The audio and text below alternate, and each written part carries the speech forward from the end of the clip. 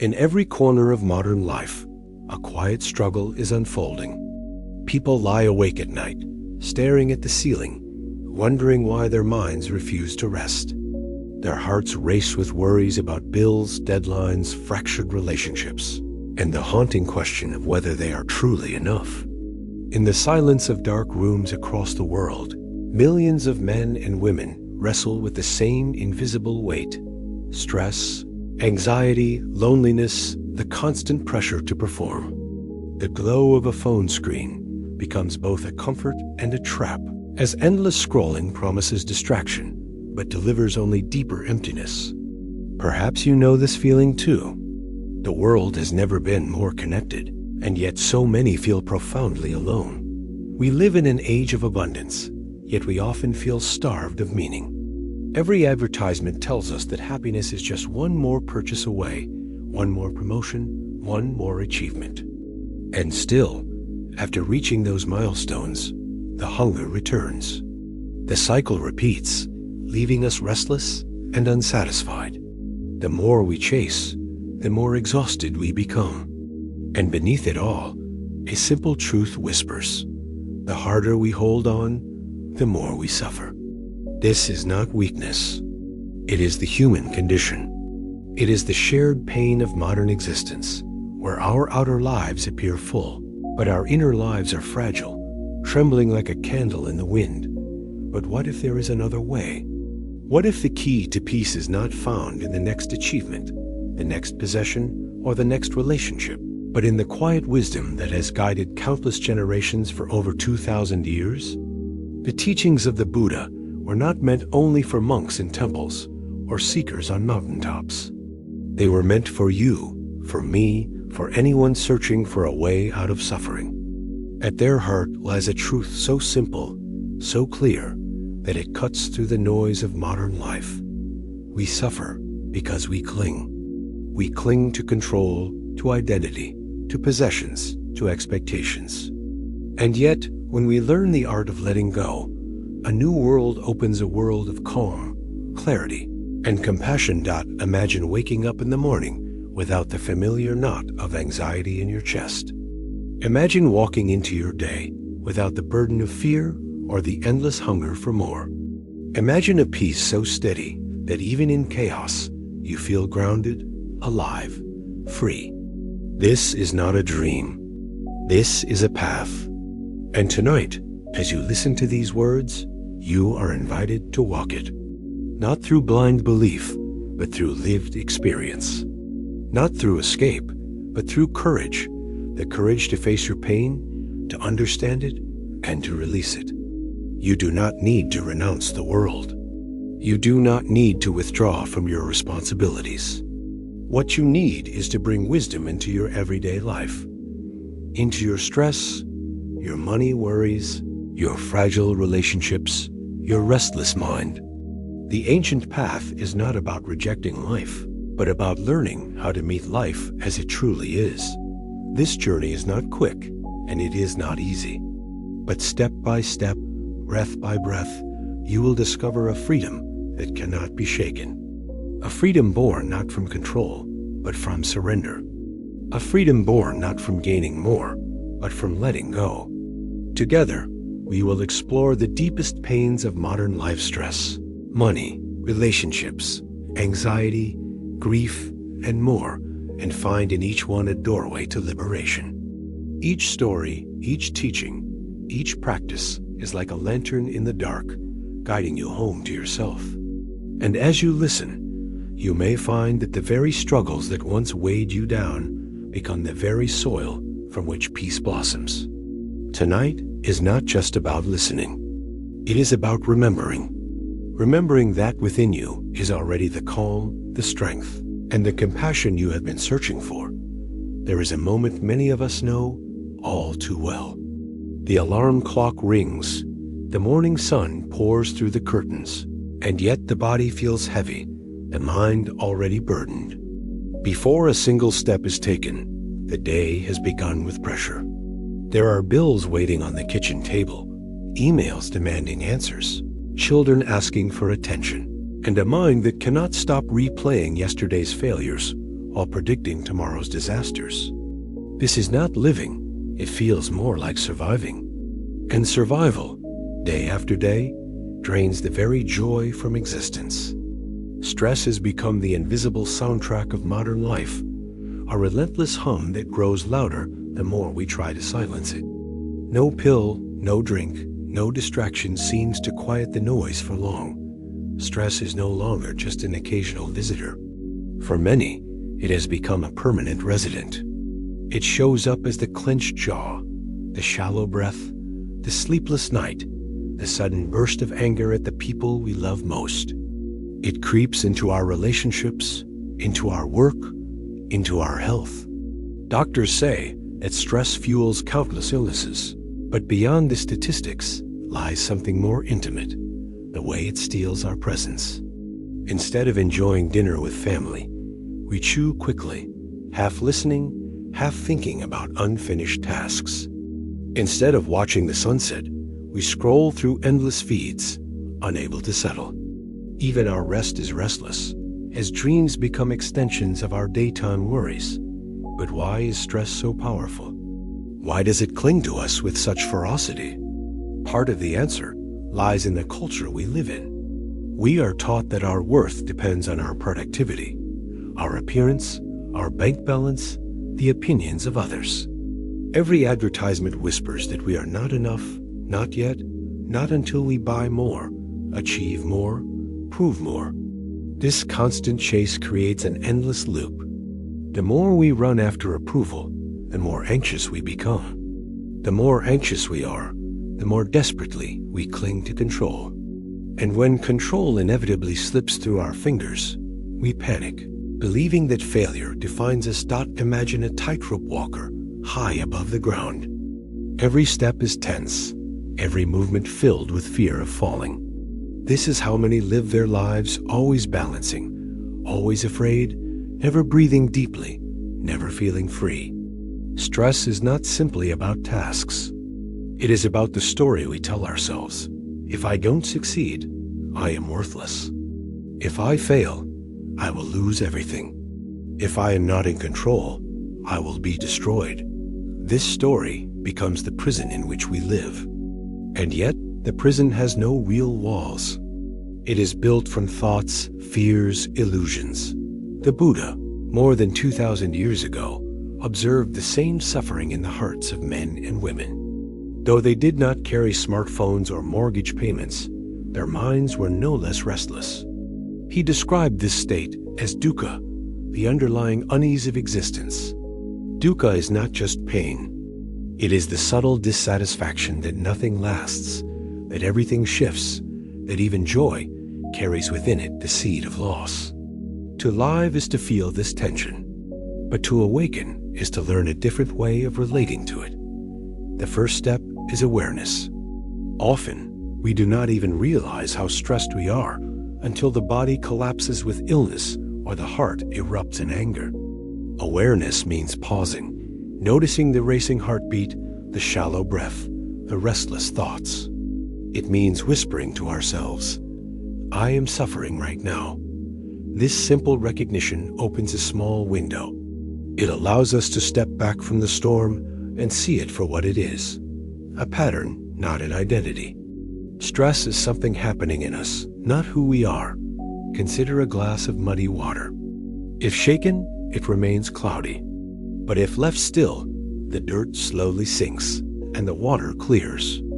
Our minds are like that. Stress stirs the mud, keeping everything turbulent.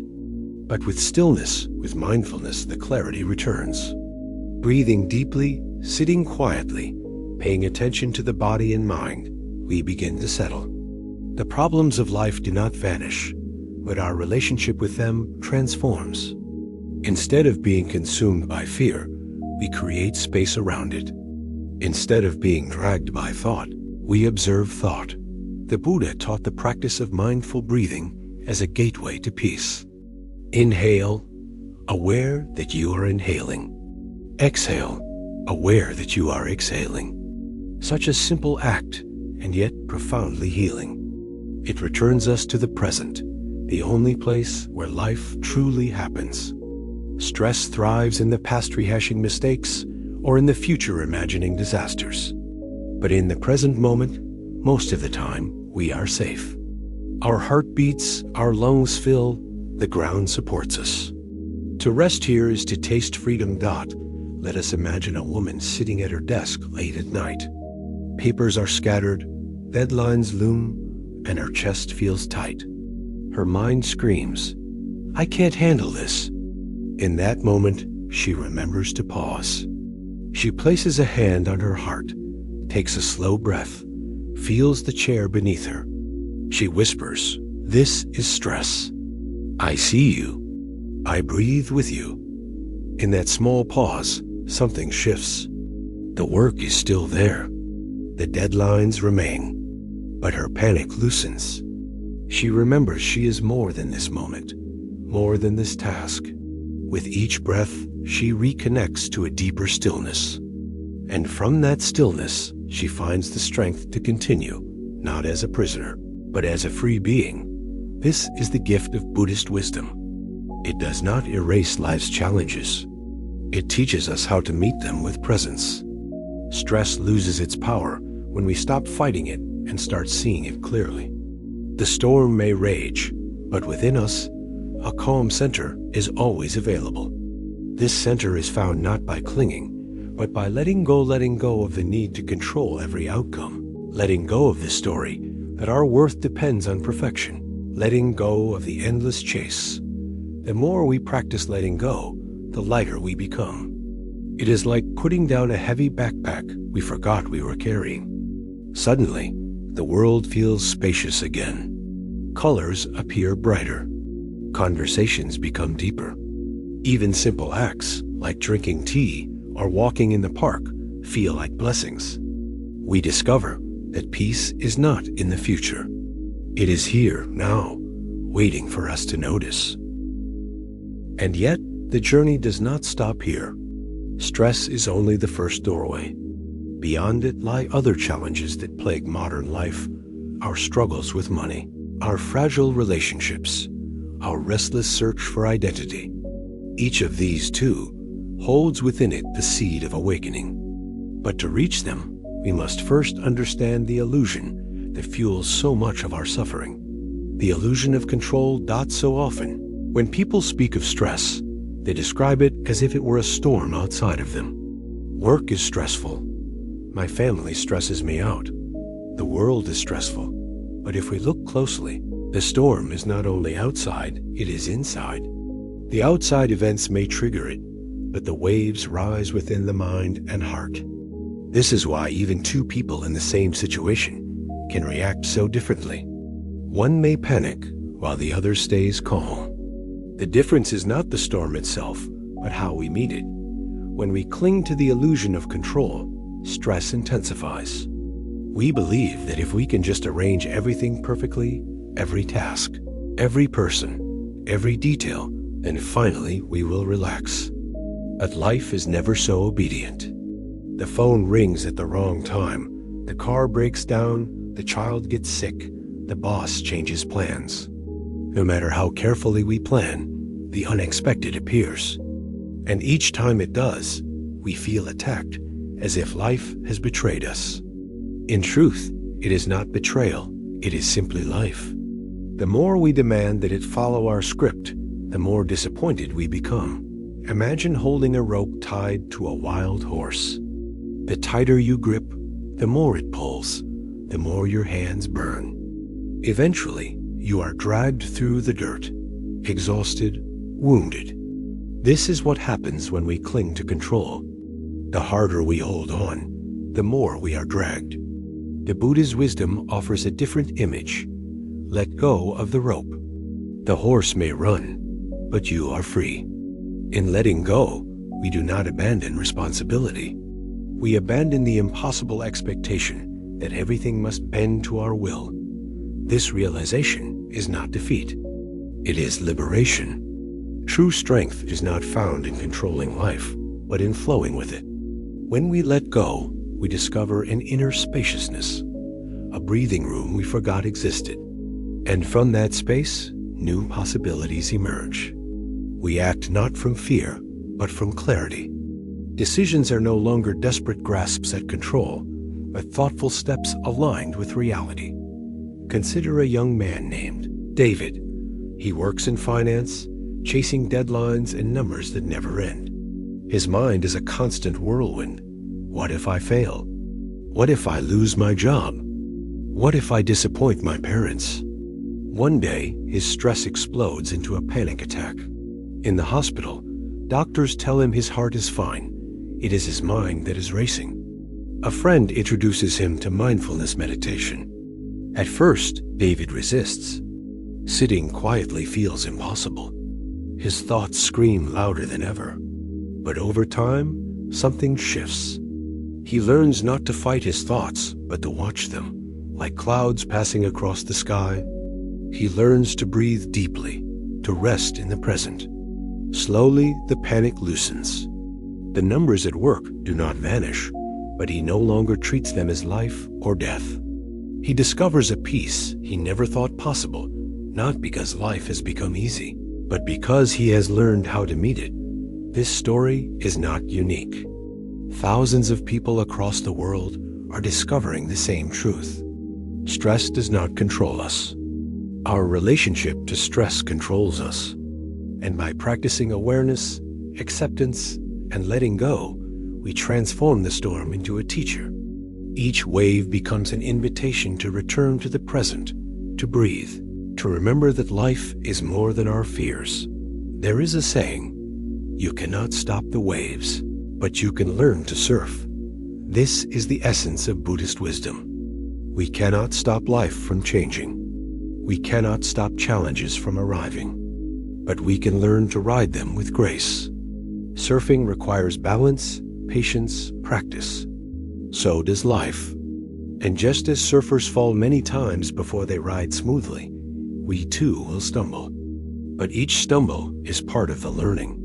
Each moment of awareness brings us closer to freedom. Stress, in this way, becomes a doorway rather than a wall.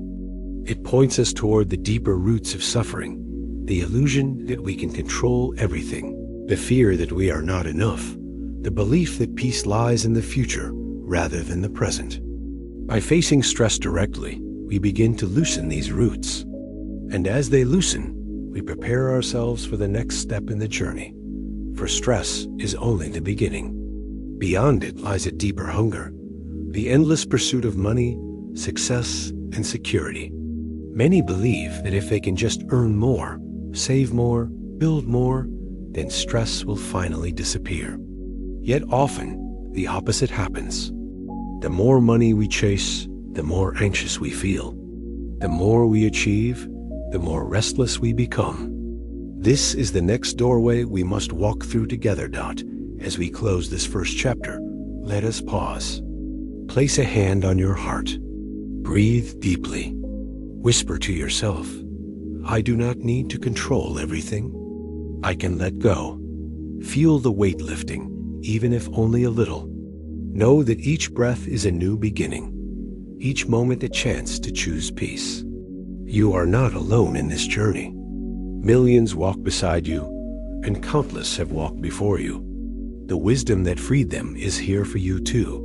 And as we step forward, we will explore the deeper chains that bind us, the chains of money, of fear of scarcity, of the endless chase for more. Just as we have seen how stress can be transformed, we will see how our relationship with wealth and security can either imprison us or liberate us. The next chapter invites us to face this challenge with open eyes and open hearts, discovering once again that the way out is not found in clinging, but in letting go. Money. Few words carry as much power in the modern world. It pays the rent, fills the fridge, provides comfort, and promises safety. Yet money is never just paper or numbers on a screen. It is the symbol of security, the measure of success, the silent judge of worth. From an early age, we are taught to chase it, guard it, fear its absence. And so, money becomes more than a tool. It becomes a master. Consider the man who works long hours, sacrificing health and time with family, telling himself, "Just a little more."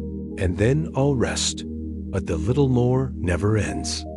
Each promotion, each bonus, each raise feels good for a moment, then quickly dissolves into the same hunger. Or think of the young woman who lies awake at night, scrolling through online stores, convincing herself that one more purchase will ease the emptiness inside. The package arrives, the thrill fades, the cycle begins again. Money whispers, "I will complete you," but the promise never holds. This is the pain of modern life. Money has become the currency, not only of survival, but of self-worth. Without enough, we feel anxious, ashamed, invisible. With abundance, we fear losing it, or we discover that it cannot fill the emptiness after all. Either way, we remain trapped. The mind tells us, if I earn more, I will finally be safe. If I save more, I will finally be free. Yet like a mirage in the desert, the oasis vanishes each time we approach. Why does money hold such power over us? Because deep inside, we fear impermanence. We know that life is fragile, uncertain. Illness, accident, disaster any moment can change everything. And so we cling to money as a shield, believing it will protect us. But no amount can stop death. No amount can prevent loss. No amount can guarantee love or peace. Money buys comfort, but not freedom. The Buddha taught that clinging is the root of suffering. Money itself is not evil. It is neutral, a tool. But when we cling, when we make money our identity, our God, our proof of value, it becomes a source of endless anxiety. To cling to money is like clinging to water with clenched fists. The tighter we grasp, the faster it slips away. Let us imagine a father named Michael. He grew up poor, vowing never to feel that shame again. Through relentless work, he built a career, bought a house, saved a fortune. Outwardly, he was a success, but inwardly, he was haunted. He feared every downturn in the stock market, every unexpected bill, every possible loss. His family longed for his presence, but he was always at work, always planning, always worried. One day, his daughter asked softly, "Daddy, why are you always gone?" "We don't need more toys. We need you." In that moment, he realized his prison was not poverty, but fear. The bars were built not from lack of money, but from clinging to a dot. This is not to deny the reality of financial struggle. Bills must be paid, children must be fed. But beyond the basics, more money does not equal more peace. The endless chase only deepens the wound. What heals is a shift in perspective. Instead of seeing money as the source of safety, we learn to see wisdom, compassion, and presence as the true wealth. Instead of clinging, we practice balance. The Buddha often spoke of right livelihood. This means earning money in a way that does not harm ourselves or others, and using it as a support for a wholesome life. Money is not the enemy, but it is not the savior either. It is a servant, not a master. When used wisely, it sustains. When worshipped, it enslaves. Imagine again that same father, Michael, after his awakening moment. He begins to cut back his hours, choosing time with family over endless overtime. He learns to sit quietly each evening, noticing his breath, letting his fear of loss soften. Slowly, he discovers that peace does not come from the size of his bank account, but from the depth of his presence. His children laugh more, his wife smiles more, his own heart feels lighter. The money is still there, but it is no longer the center of his universe. There is a powerful metaphor in Buddhist teaching. Holding money should be like holding water in an open palm. You support it gently, you use it wisely, but you do not clutch it in fear. In this way, money flows in and out of life naturally, without enslaving you. The open hand symbolizes trust that you will be provided for. Trust that life supports those who live with compassion and awareness. Trust that your value is not measured by possessions. This is not blind faith. It is the lived experience of countless people who have discovered that generosity, not greed, creates joy. Giving freely to others, whether through money, time, or kindness, loosens the chains of attachment. It shifts the heart from scarcity to abundance. Instead of asking, "How can I protect what is mine?" we begin to ask, "How can I share what I have?" And in that shift, fear dissolves. The paradox is clear.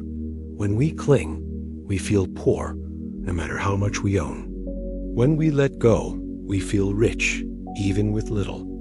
Think of a monk with only a robe and a bowl. To the outside world, he appears poor, yet his eyes shine with peace. His smile radiates freedom.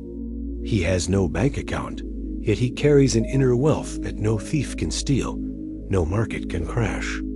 This wealth is born of letting go, of releasing the illusion that money can provide ultimate safety.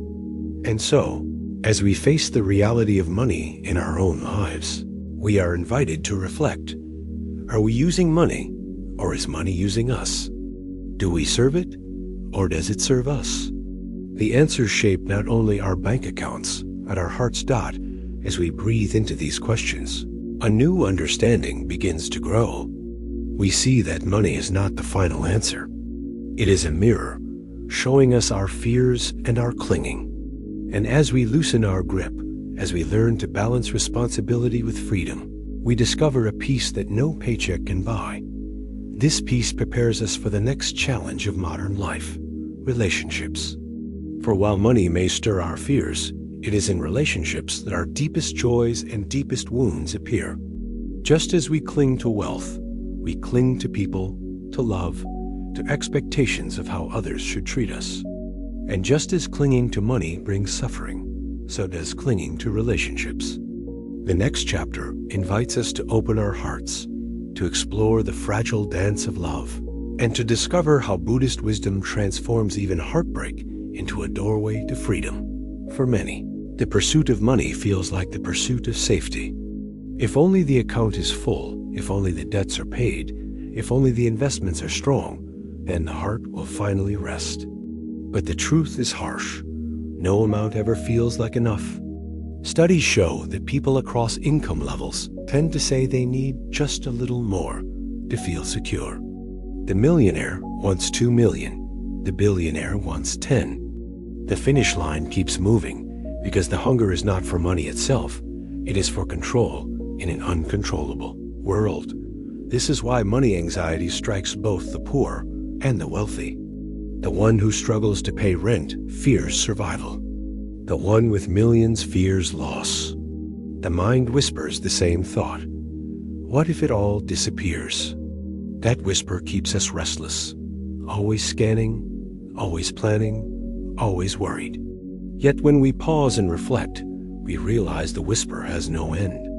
Even if every bill is paid, the mind invents new fears. Even if riches abound, the heart still aches. The real poverty is not in the banquet, is in the spirit that clings. Buddhist wisdom teaches that security cannot be found in what is impermanent. And money, like all things, is impermanent. Markets rise and fall, jobs come and go, fortunes are made and lost. To build identity on money is to build a house on sand. The waves will come, the storms will rise, and sooner or later, the foundation will shake.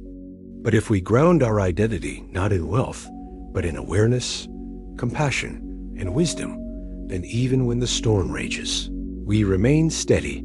Consider the parable of the two merchants. One spends his life hoarding gold, locking it away in vaults, counting it again and again. Yet he never enjoys his riches, for fear keeps him awake at night. The other uses his wealth to care for his family, to support his community, to cultivate generosity. He too faces loss when a flood destroys his land. But unlike the first, he does not collapse. For his true wealth was never in the gold itself. It was in the love and connection he nurtured. His joy was built on what cannot be washed away. This is the invitation of the Dharma, to see money for what it truly is. Not salvation, not identity, not permanent, merely a tool. And like any tool, its value lies in how it is used. In wise hands, money can feed the hungry, heal the sick, educate the child. In fearful hands, money becomes a chain, heavy and cold, binding us to endless craving. Let us look again at our own lives. How much of our time is spent thinking about money? How much energy is consumed by the fear of losing it or the desire to gain more? What if even a fraction of that energy were turned toward kindness, mindfulness, or creativity? What if the hours spent worrying about numbers on a screen were instead spent in presence with loved ones, in service to others, in deep rest? Would our lives not feel richer, even if our bank accounts did not? There is a practice the Buddha encouraged, dana, or generosity. To give freely, without expecting return, is to train the heart in letting go. Start small. Share a meal with someone in need. Donate a portion of income. Offer your time to help a neighbor. Each act loosens the grip of fear. Each act teaches the mind that security is not in what we hold, but in what we release. And generosity is not only outward. We must also practice generosity toward ourselves. So many live trapped in shame about money, ashamed of debt, ashamed of not having enough, ashamed even when they have plenty. To hold ourselves with compassion, to forgive past mistakes, to release the endless comparison to others, this too is generosity. It is the generosity of self-kindness, a gift we desperately need. Imagine again, Michael, the father who once sacrificed everything for financial security. With time, he learned to practice generosity. He began volunteering at a shelter, sharing not just money but his presence. He found joy in helping others, joy that no paycheck had ever given him. Slowly, the fear loosened. He no longer measured his life by his net worth, but by his heart's worth. And in that shift, he found what he had been chasing all along: peace. This does not mean abandoning responsibility. The bills remain, the work continues, but the energy changes. Instead of acting from fear, we act from clarity.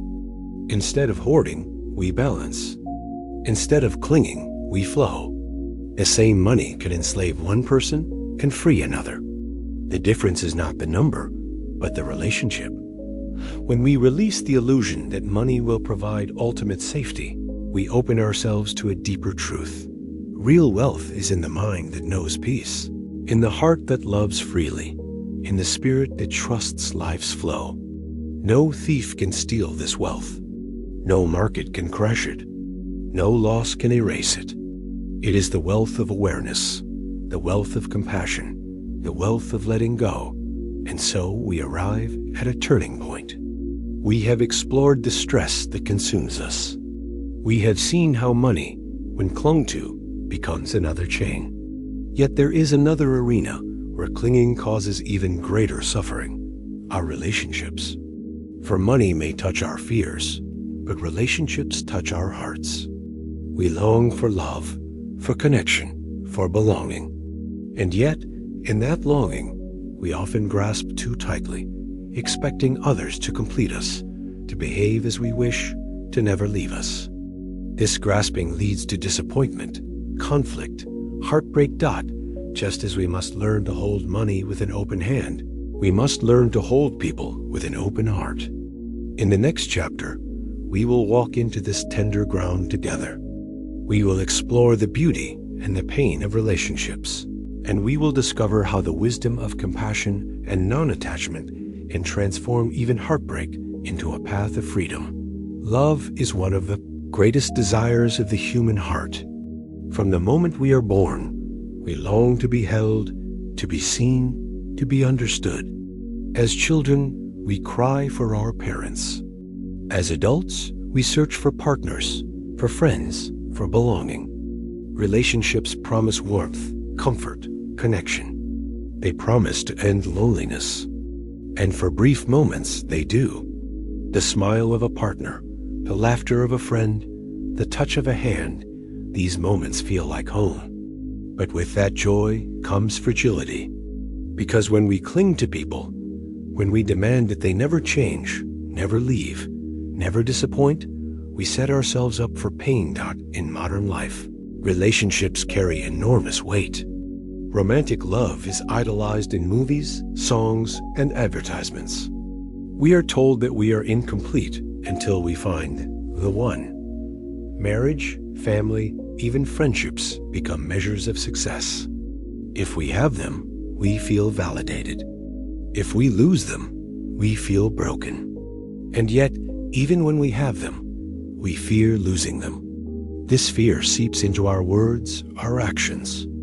We become jealous, controlling, insecure. Instead of love blossoming freely, it becomes tangled with attachment. Asterisk attachment is not the same as love. Love is open, generous, compassionate. Attachment is grasping, demanding, fearful. When we confuse the two, relationships become prisons. We say, "I love you," but what we mean is, "I need you to behave the way I want, or else I will suffer." We expect others to heal our wounds, fill our emptiness, guarantee our happiness. But no one can carry such weight. No one can be the permanent source of our joy. And so, disappointment is inevitable. Think of Sarah, a woman deeply in love with her partner. At first, the relationship was blissful. They laughed together, dreamed together, shared everything. But as time went on, Sarah's fear of losing him grew. She checked his phone when he wasn't looking. She worried each time he was late. She demanded constant reassurance. "Do you still love me? Will you always stay?" Her partner, feeling suffocated, began to withdraw. The more he withdrew, the tighter she clung. The love that once brought joy became a battlefield of fear. Eventually, the relationship ended, leaving Sarah devastated.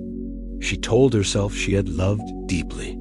But in truth, much of what she felt was attachment, an attempt to control what could never be controlled. This is a common story. How often do we see couples fighting not because of lack of love, but because of fear of abandonment, fear of change, fear of impermanence? How often do friendships break down because one person expects too much, demands too much, clings too much? The root of the pain is always the same. We want relationships to be permanent in a world that is impermanent. We want people to fit our image of who they should be, instead of allowing them to be who they are. The Buddha taught that clinging is suffering, whether to money, to identity, or to people. This does not mean we should not love. Quite the opposite. It means we should love without chains. True love is spacious. It says, "I want you to be happy, even if your path does not always align with mine." True love trusts rather than controls. True love embraces change rather than resists it. Imagine holding a bird in your hand. If you grip too tightly, you crush it. If you open your hand, it may fly away or it may stay, resting gently. This is how love should be. The beauty of the bird is in its freedom, not in your control. In the same way, the beauty of relationships is in allowing others to grow, to change, to be themselves.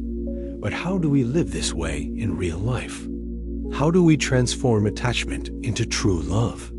The first step is awareness. Notice when fear is speaking.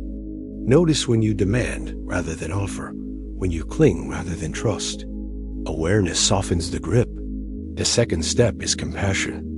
Remember that others, like you, are human. They will disappoint. They will change. They will leave eventually, whether through choice or through death. To expect otherwise is to fight reality. Compassion allows us to accept imperfection, to forgive, to hold space for the fragile beauty of human connection. There is a practice in Buddhism called metta, or loving kindness meditation. In this practice, you silently repeat phrases such as, "May I be happy," "May I be safe," "May I be at peace." Then you extend those wishes outward. May you be happy. May you be safe. May you be at peace. You begin with yourself, and loved ones, then strangers, even those you struggle with. This practice expands the heart. It reminds us that love is not a transaction, but a gift. It frees us from the narrow demand that one person must give us everything. Instead, it opens us to a universal compassion that embraces all beings. Let us return to Sarah. After her heartbreak, she discovered this practice. Each night, she sat quietly, breathing deeply, repeating the phrases. At first, it felt mechanical, even false. But slowly, her heart softened. She began to wish happiness not only for herself, but for her former partner, even though he had left. She realized that his leaving did not mean she was unworthy. It simply meant that paths change, as they always do. With time, she felt lighter, freer. She could love again, not from desperation, but from wholeness. This is the transformation available to us all. Relationships need not be chains. They can be mirrors, reflecting our fears, our clinging, our illusions. And when we meet those illusions with awareness, relationships become teachers. They teach us to let go, to trust, to love without possession. Does this mean we never feel pain in relationships? No, loss will still hurt. Disappointment will still sting. But the pain will no longer destroy us. It will be a reminder of impermanence, a teacher of compassion. The heart will break, but in breaking, it will open wider God, and as the heart opens, we discover a paradox. The less we cling, the deeper we love. For love without chains is not shallow, it is vast. It allows us to celebrate joy without fear of loss, to face loss without collapsing, to give without demanding return. This is the love that LIBERAT is that as we walk further. We begin to see that relationships are not the only place where attachment breeds suffering. The same fear that drives us to cling to people also drives us to cling to our own thoughts and emotions. Anxiety, in particular, thrives on this clinging. We try to control the uncontrollable future. We replay the past. We live trapped in worry.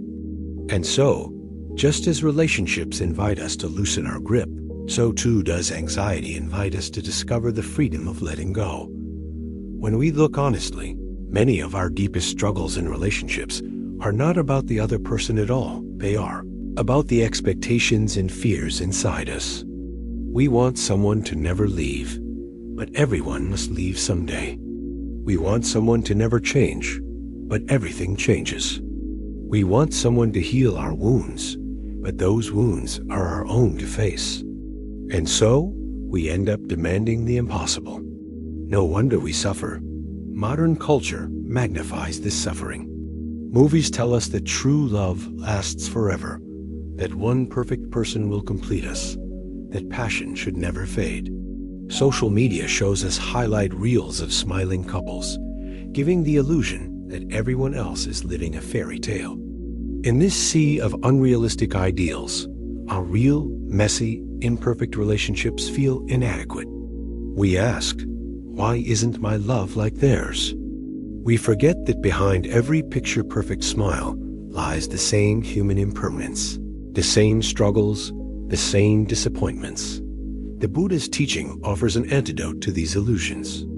He did not promise that relationships would erase suffering. Instead, he pointed to a deeper truth. Freedom arises when we stop clinging. When we love without expecting permanence, when we connect without demanding control, when we care without attaching strings, then our relationships become paths to awakening rather than prisons of fear. Let us imagine a couple, John and Maria.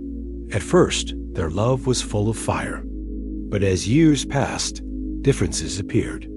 John grew quiet, preferring solitude. Maria longed for conversation and affection. They began to clash, each feeling unseen. One day, instead of arguing, Maria sat quietly and breathed. She asked herself, "What am I clinging to?" She realized she was clinging to an old image of John, the man he once was. She had not allowed him to change. And John, too, was clinging to the hope that Maria would stop asking for connection, stop needing so much. In their clinging, they hurt each other. But when they both learned to release expectations, something shifted. Maria stopped demanding that John be the same man forever. She opened space for who he was becoming. John, in turn, stopped resisting Maria's needs. He chose to listen with patience, even when it felt uncomfortable. Their love did not erase their differences, but it deepened into acceptance. They discovered that love is not about freezing each other in time, but about walking side by side, even as both change. This kind of love is active, not passive. It requires courage, the courage to face impermanence, the courage to let go, the courage to love with open hands. It is not easy, but it is real. And in its reality, it brings a joy more lasting than the fleeting thrill of romance. There is another important teaching here. Non-attachment does not mean indifference. Some people fear that letting go will make them cold or distant. But true non-attachment is not about pushing people away. It is about drawing closer without fear. It is about loving fully, knowing that loss will come, and yet choosing love anyway. When we stop clinging, we are not less connected. We are more connected because our connection is no longer tangled with fear. Think of a parent holding a child. The parent knows the child will grow, will one day leave, will one day die. But the parent loves fiercely, tenderly, in each moment. This is non-attachment, not absence of love, but presence of love without denial of impermanence.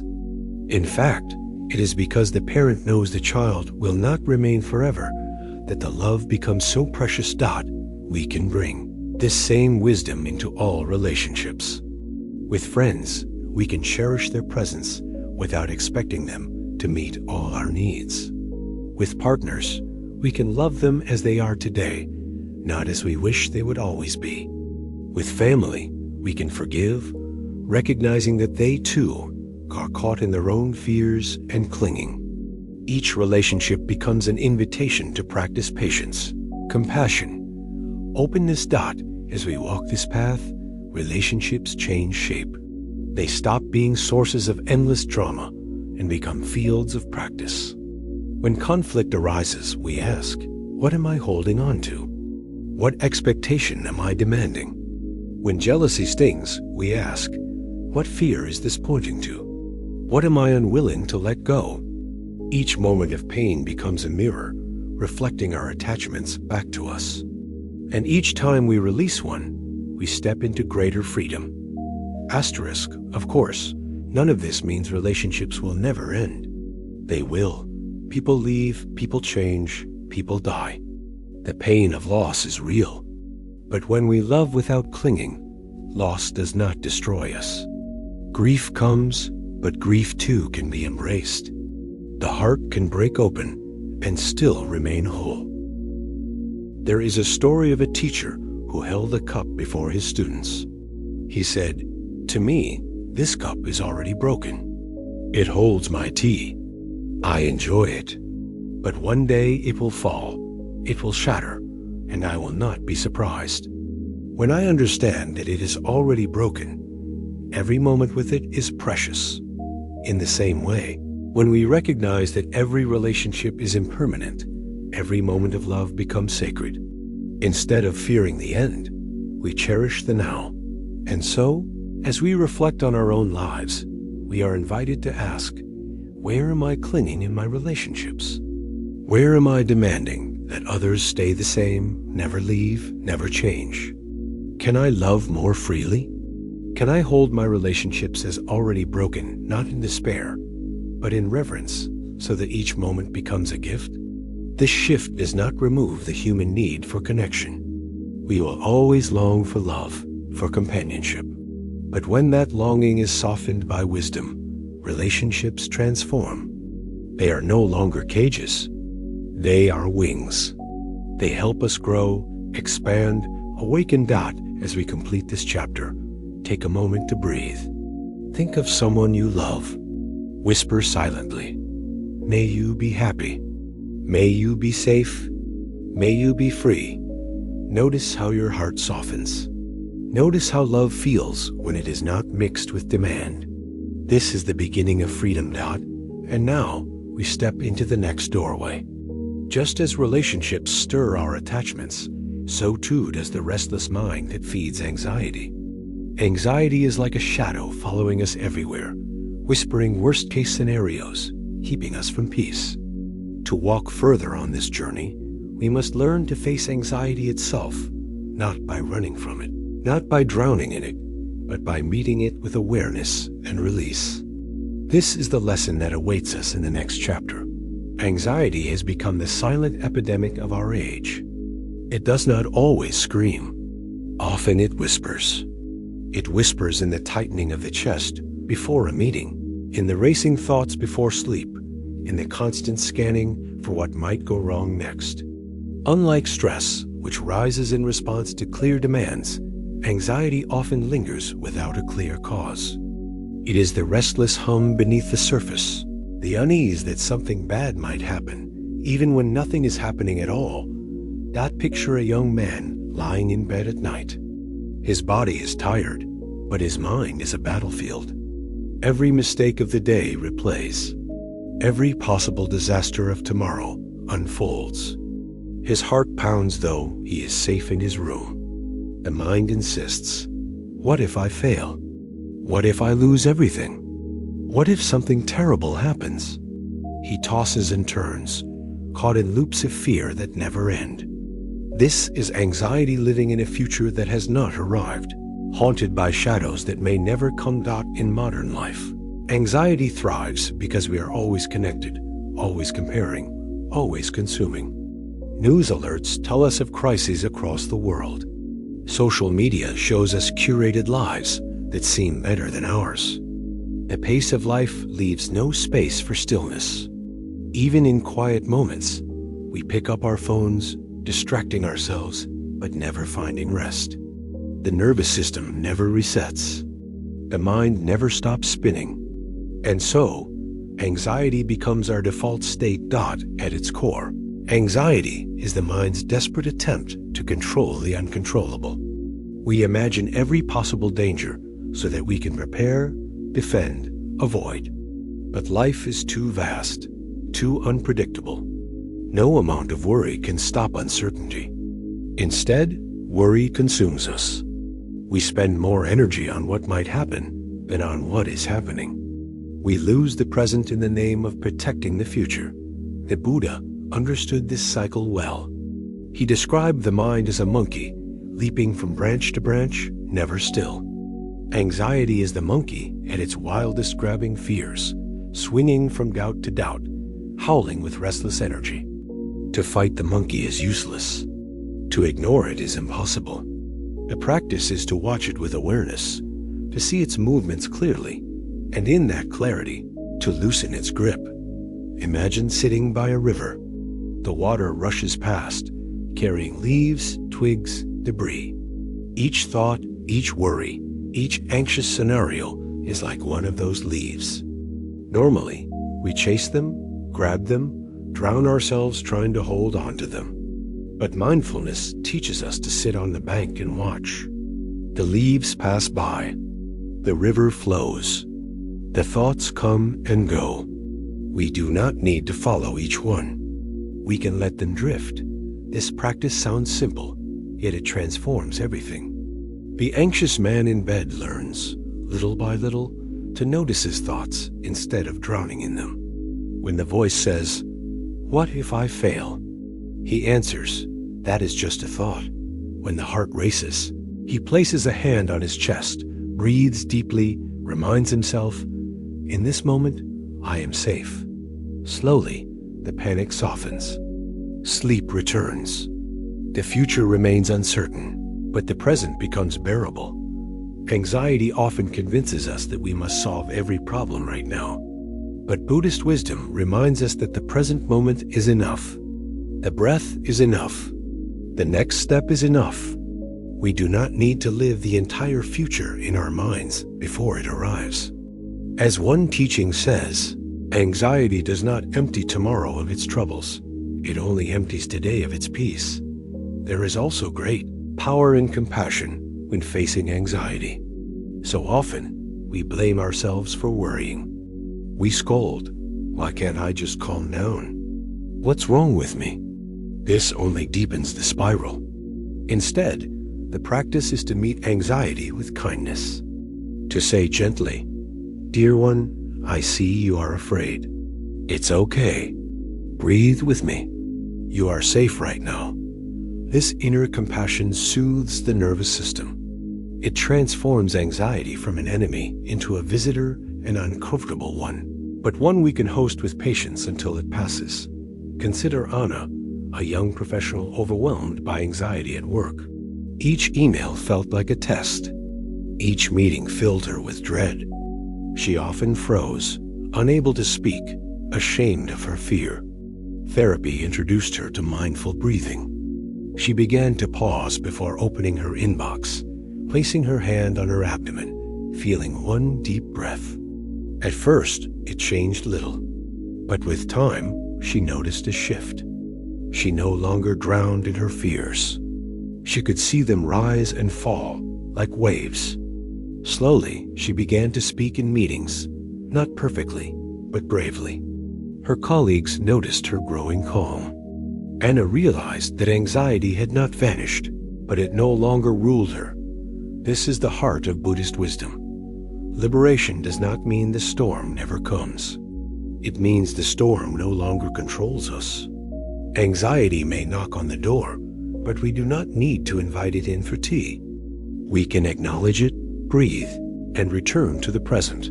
There is another teaching that speaks powerfully to anxiety: impermanence. Every feeling, no matter how intense, will pass. Anxiety tells us this fear will last forever, but nothing lasts forever. Even the strongest panic rises, peaks, and fades. To remember impermanence is to loosen anxiety's grip. We whisper to ourselves, "This too shall pass." And in that remembering, we find courage to endure. Stillness is another medicine. Our modern world values constant motion, constant noise. But the Buddha often retreated into silence, into forests, into stillness. In stillness, the nervous system resets. In silence, the anxious mind finds space. We do not need hours on a mountain. Even a few minutes of sitting quietly, breathing deeply, can begin to heal. And when we practice regularly, anxiety loses its power. The monkey mind grows calmer. The restless river becomes clearer. We discover that beneath the noise of fear, there is always a deeper stillness waiting for us. That stillness is our true home. Anxiety teaches us an important lesson. We cannot control life, but we can control how we meet it. We can meet it with fear, clinging, panic, or with awareness, compassion, trust. Each anxious moment is a choice point. Each breath is a chance to return to peace. As we walk forward, we see that anxiety is not the end of suffering, but another doorway. Beyond it lies the deeper understanding of karma, the law of cause and effect, the interconnectedness of all actions. For often, anxiety asks, "Why me? Why now? Why this?" The next chapter offers an answer, not as punishment, but as profound wisdom. Anxiety thrives in the shadows of uncertainty. It whispers that we must know the outcome before we can rest. It insists that every possible danger must be prepared for, every future moment rehearsed. Yet the irony is clear. The more we rehearse the future, the less we live the present. We trade real life for imagined disasters. We miss the only place where joy is possible, this moment. The Buddha once said, "Do not dwell in the past. Do not dream of the future. Concentrate the mind on the present moment." This teaching is not abstract.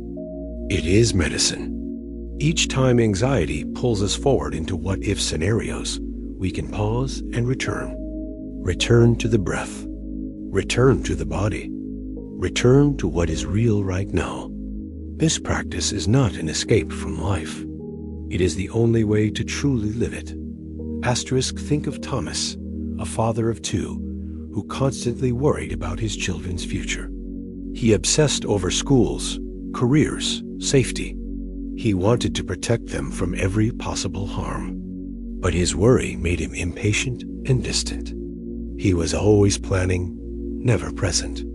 One evening, while lost in thought, he nearly missed his son's simple request. "Dad, will you play with me?" That moment woke him. He realized that while worrying about the future, he was losing the present the very time his children needed him most. From then on, he began to practice presence. He still cared about their future, but he no longer allowed anxiety to rob today. His children did not need a father who solved every problem. They needed a father who was there. This story reveals the heart of the practice. Anxiety feeds on absence. Presence starves it. The more we return to what is here, this breath, this conversation, this step, the less power anxiety holds. The future is always uncertain. But in this moment, we can breathe. In this moment, we can live. Another powerful teaching for anxiety is trust. Trust does not mean blind faith that everything will go our way. It means confidence in our ability to meet whatever arises. Anxiety says, "What if I can't handle it?" Trust answers, "I will meet it when it comes." Trust is not about predicting outcomes. It is about trusting ourselves to walk through them. There is a story of a monk asked how he remained calm in uncertainty. He said, "I trust the path. I trust that if I walk with mindfulness, compassion, and awareness, then whatever comes, I will meet it fully. I do not need to know the future. I only need to walk the path." This is the essence of Buddhist trust. Not trust in guarantees, but trust in the practice. Not trust in control, but trust in letting go. We can also look at anxiety through the lens of compassion for others. So many people suffer silently, believing their worry makes them weak. But anxiety is not weakness. It is the mind's attempt to protect itself. When we see others struggling, we can offer gentleness rather than judgment. A kind word, a calm presence, a reminder to breathe these small gifts can bring great relief. And in offering compassion to others, we strengthen our own ability to meet fear with kindness. Of course, anxiety does not vanish overnight. The monkey mind still leaps. The river still carries debris. But with practice, the waves grow gentler. With awareness, we no longer drown. With compassion, we no longer fight ourselves. Anxiety becomes less a monster and more a messenger, pointing us back to the present, back to impermanence, back to trust. The paradox of anxiety is that the more we resist it, the stronger it becomes. But when we turn toward it, breathe with it, and see its nature, it begins to dissolve. Like a shadow exposed to light, it loses its form. What remains is not certainty, but peace with uncertainty. And so, as we close this chapter, pause once more. Breathe deeply. Whisper to yourself, "I am here. I am safe in this moment. I trust myself to meet life as it comes." Feel the relief in that. Feel how the restless mind softens when it is seen, when it is met with compassion instead of fear. Now we step into a new doorway. For while anxiety is often about the unknown future, another question haunts us. Why do things happen the way they do? Why do we face loss, illness, disappointment? Why do good people suffer and unkind people prosper? These questions fuel anxiety and doubt. The next chapter offers insight through the ancient teaching of karma, not as punishment, not as superstition, but as a profound understanding of cause and effect, a way of seeing life's unfolding with clarity and acceptance. One of the deepest questions people carry is, why did this happen to me? When illness strikes, when betrayal wounds, when success slips away, the heart aches for explanation. We want the world to feel fair. We want suffering to make sense. Yet often, life appears random. Good people suffer, while selfish people seem to prosper. This apparent injustice fuels anger, despair, even hopelessness. It makes us feel like victims of a cruel and unpredictable world. But Buddhist wisdom offers a perspective that reshapes this question entirely. Karma. Karma is not a cosmic scorekeeper, not a judge handing out rewards and punishments. It is the law of cause and effect. Every action, every word, every thought plants a seed. Over time, seeds grow into fruit. Some bear sweetness, others bitterness. The field of life responds not to our wishes, but to our actions. This teaching does not erase suffering, but it does shift how we see it. When something painful happens, we can ask, what seed is ripening here? Not in blame, not in shame, but in clarity. We see that life is a web of causes, stretching far beyond what we can see. Just as a farmer cannot plant corn today and expect a harvest tomorrow, so too the fruits of karma may take time days, years, even lifetimes to appear. This does not mean everything that happens is our fault. It means everything arises from conditions. And in this moment, we can plant new seeds. Imagine a man named Daniel. He often lashed out in anger at work, belittling his coworkers. Over time, trust eroded and promotions passed him by. He grew bitter, telling himself the world was unfair. One day, after another rejection, he stumbled upon a teaching on karma. Slowly, he realized his situation was not random punishment. His own actions had created mistrust. His own words had planted the seeds of isolation. This recognition was painful, but it was also liberating. If his actions had created suffering, then new actions could create healing. Daniel began to practice patience, speaking with kindness, listening more. It took time, but slowly his relationships changed. Respect grew. Opportunities returned. Karma was not punishment. It was teaching. This is the profound gift of karma. It restores power to the present. Instead of feeling trapped by fate, we realize that every moment is fertile ground. Every choice matters. Every intention shapes the future.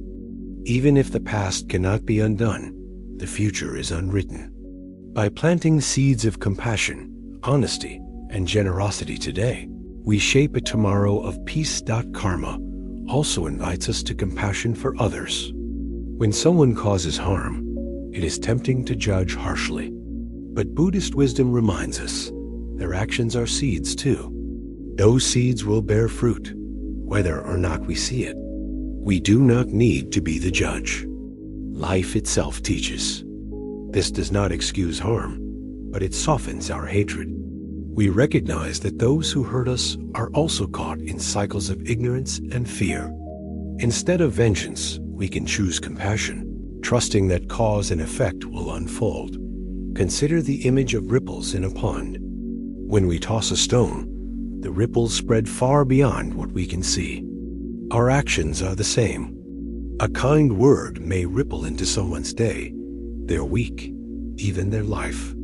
A harsh word may do the same. We often underestimate the power of small choices. Yet karma reminds us, nothing is lost. Every ripple matters. This teaching can bring great comfort in times of grief. Imagine a woman who loses her job unexpectedly. At first, she is devastated. But with reflection, she sees that her unhappiness in the role had been growing. The loss, though painful, opened space for a new path, one that aligned more deeply with her values.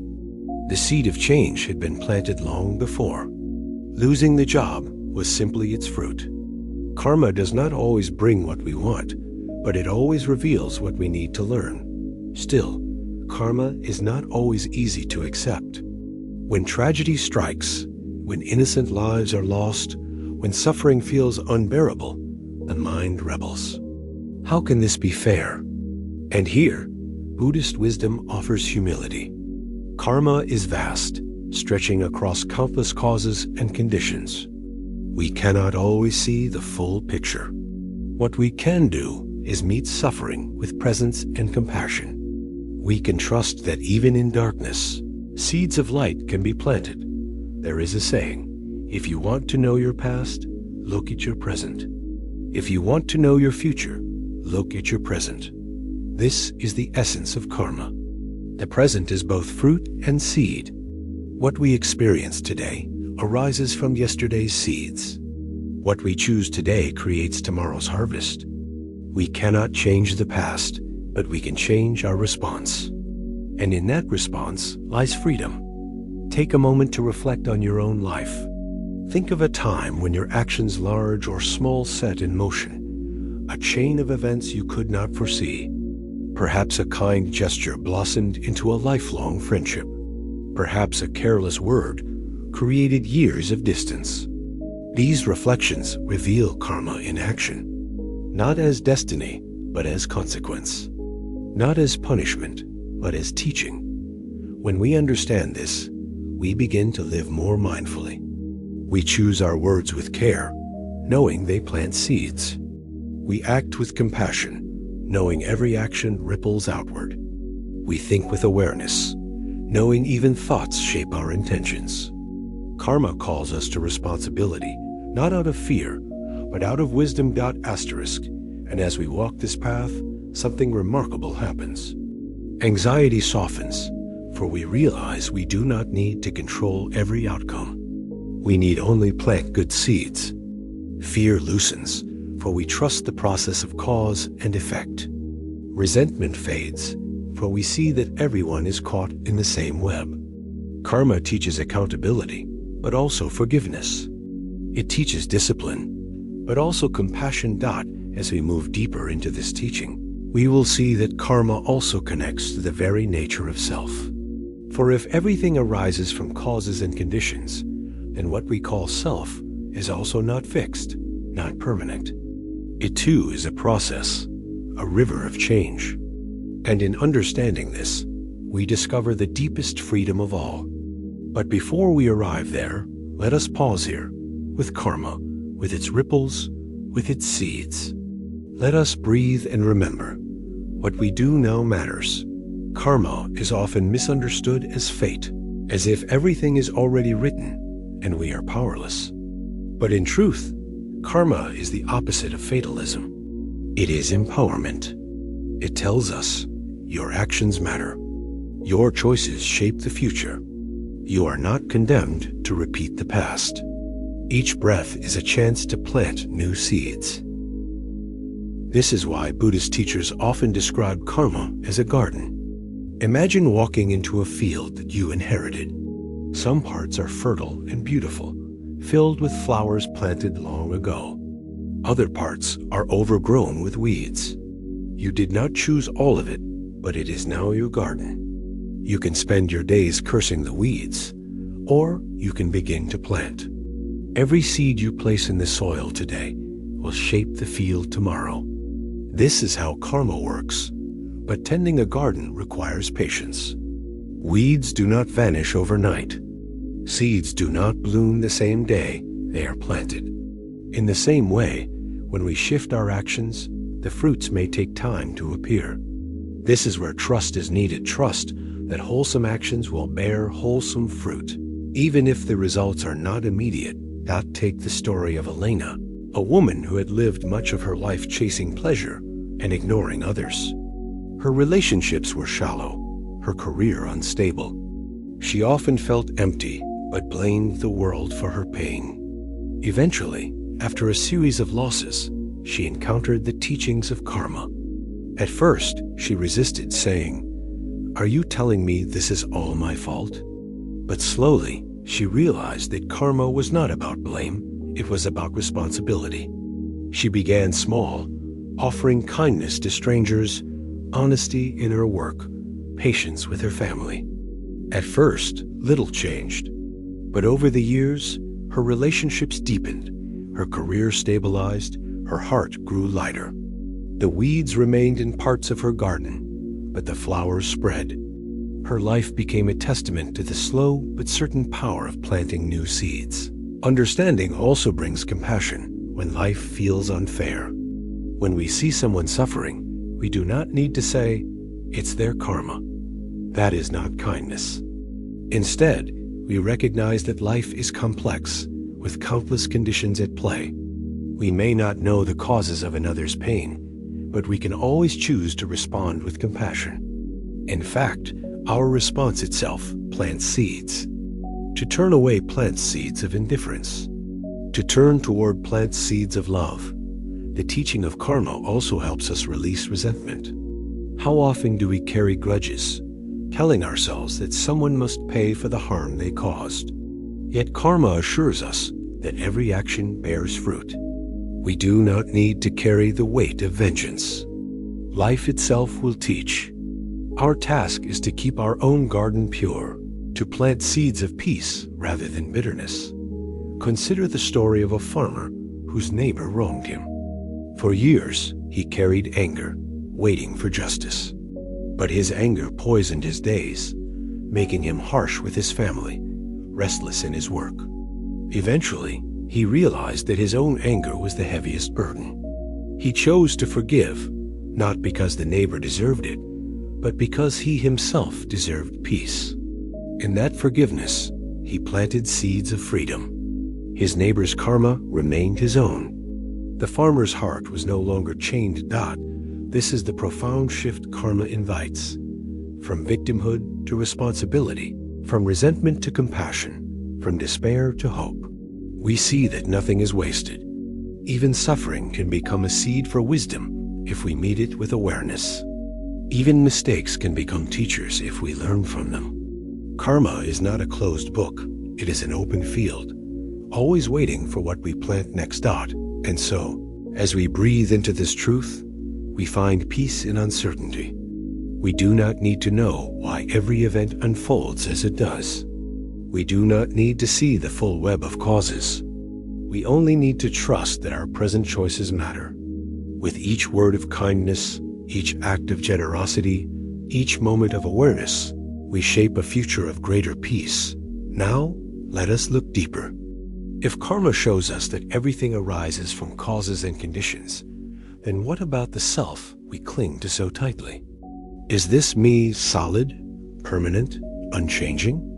Or is it too the product of countless conditions, always shifting, always flowing? In the next chapter, we will explore this profound question. We will see that the self we guard so fiercely is not a prison we must defend, but a river we can flow with. And in this realization lies the deepest freedom of all. Life in the modern world often feels like a pendulum swinging between extremes. One day we push ourselves to exhaustion, convinced that hard work will finally earn us peace. The next day, we collapse into avoidance, binge-watching shows or scrolling endlessly, unable to face our responsibilities. We swing from indulgence to denial, from overwork to laziness, from obsession to neglect. And each swing leaves us more tired, more confused, more restless. The Buddha knew this struggle well. Before his awakening, he lived both extremes. As a young prince, he indulged in every luxury, fine food, music, comfort. Yet he found no lasting peace. Later, as an ascetic, he starved his body, denied his needs, punished himself with severe discipline. Still, peace eluded him. Only when he abandoned both extremes did he discover the path of wisdom. He called it the middle way, not mediocrity, not compromise, but balance. The middle way is not easy for us because our culture glorifies extremes. Success is measured by overwork, self-denial, sacrifice. Pleasure is marketed as endless consumption, constant stimulation, instant gratification. We are told that happiness lies either in relentless achievement or in boundless indulgence. Yet both leave us empty. We run toward one extreme, then recoil toward the other, never finding rest. Imagine a musician tuning a stringed instrument. If the string is too tight, it snaps. If it is too loose, it produces no sound. Only when it is balanced, neither too tight nor too loose, does it create music. This is the essence of the middle way. Our lives, like the string, must be tuned with care. Too much discipline leads to rigidity. Too much indulgence leads to chaos. Balance creates harmony. Consider Rachel, a young lawyer driven by ambition. She worked long hours, skipped meals, neglected sleep. Her health declined. Her relationships withered. Exhaustion became her constant companion. One day, she collapsed at her desk. The doctor warned, "If you continue like this, you will not last." Terrified, she took a break, but soon swung to the other extreme. She avoided work, overindulged in comfort, let her responsibilities slide. Guilt replaced exhaustion. Neither extreme gave her peace. Only when she began to practice balance, working with focus, resting with intention, eating with awareness, did her life regain harmony. She discovered that peace was not in running to extremes, but in walking the middle way. The middle way does not mean we abandon effort. It means we bring mindfulness to effort. We ask, am I pushing too hard? Am I avoiding too much? We learn to listen to the body, to notice the signs of imbalance, tension, fatigue, restlessness. These are signals, guiding us back to center. This path also applies to emotions. Many of us either suppress our feelings or drown in them. Suppression makes us rigid, disconnected. Overindulgence makes us chaotic, overwhelmed. The middle way invites us to feel emotions fully, but without being consumed. When anger arises, we acknowledge it, breathe with it, understand its cause, without lashing out or pushing it down. When joy arises, we savor it without clinging or fearing its loss. Balance allows emotions to flow like rivers, neither dammed nor flooded. There is a story of a monk who practiced meditation with such intensity that he harmed his health. The Buddha told him the parable of the lute. If the strings are too tight, they break. If too loose, they do not play. Tune your practice as you would tune your lute. The monk understood. He softened his discipline, cared for his body, and his meditation deepened. The lesson was clear. Balance does not weaken practice. It strengthens it. The middle way also transforms our relationship with desire. Desire itself is not evil. To eat when hungry, to rest when tired, to seek companionship, these are natural. The suffering arises when desire becomes craving, when enough is never enough. The middle way teaches us to meet desire with awareness, to enjoy a meal without overeating, to rest without falling into laziness, to love without clinging. In this balance, life becomes joyful rather than burdensome. Think of Michael, who once struggled with food. He swung between strict diets and uncontrolled binges. Each extreme brought suffering, shame when he overindulged, pride mixed with deprivation when he restricted. Through mindfulness, he discovered the middle way. He began to eat slowly, tasting each bite, listening to his body's signals. He no longer starved or stuffed himself. Food became nourishment, not obsession. His body grew healthier, his mind calmer. Balance healed what extremes had broken. The middle way can also guide our use of technology. In today's world, screens dominate. Some people lose themselves in endless scrolling, their attention scattered. Others reject technology entirely, feeling overwhelmed. The middle way invites us to use technology, wisely connecting when it serves, resting when it does not. Instead of being mastered by screens, we master our relationship with them. Ultimately, the middle way is about presence. It teaches us that peace is not found in extremes, but in the steady step, the mindful breath, the balanced choice. Each day, we are invited to tune our lives as carefully as a musician tunes her instrument. When we do, harmony emerges, not perfect, not permanent, but real dot as we close this first half of the middle way.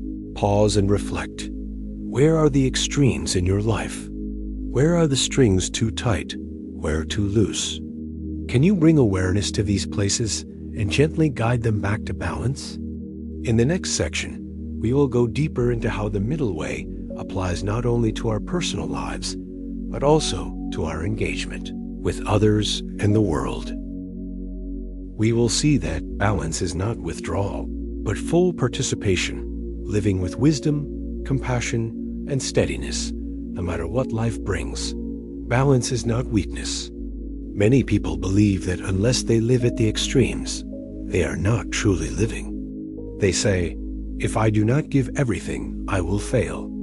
Or if I do not indulge fully, I will miss out. Yet both extremes carry hidden suffering. Overwork leads to burnout. Overindulgence leads to emptiness. The middle way shows us that balance is not about doing less. It is about doing wisely. Consider David, an athlete who trained relentlessly, chasing victory. He pushed his body beyond its limits, ignoring pain. He believed discipline meant never resting, but his body broke down. Injuries ended his career early. At first, he despaired, believing his life was over. But with time, he discovered meditation. He learned to listen to his body, to honor rest as much as effort. He began to teach young athletes the value of balance training hard, but also recovering fully. He realized that true strength is not endless pushing, but knowing when to push and when to pause. This is the middle way in action. The middle way is also a guide for our relationships. In conflict, some withdraw completely, avoiding all confrontation. Others explode with anger, demanding control. Both extremes harm connection. Balance means speaking truth with kindness, listening as well as expressing, giving and receiving in equal measure.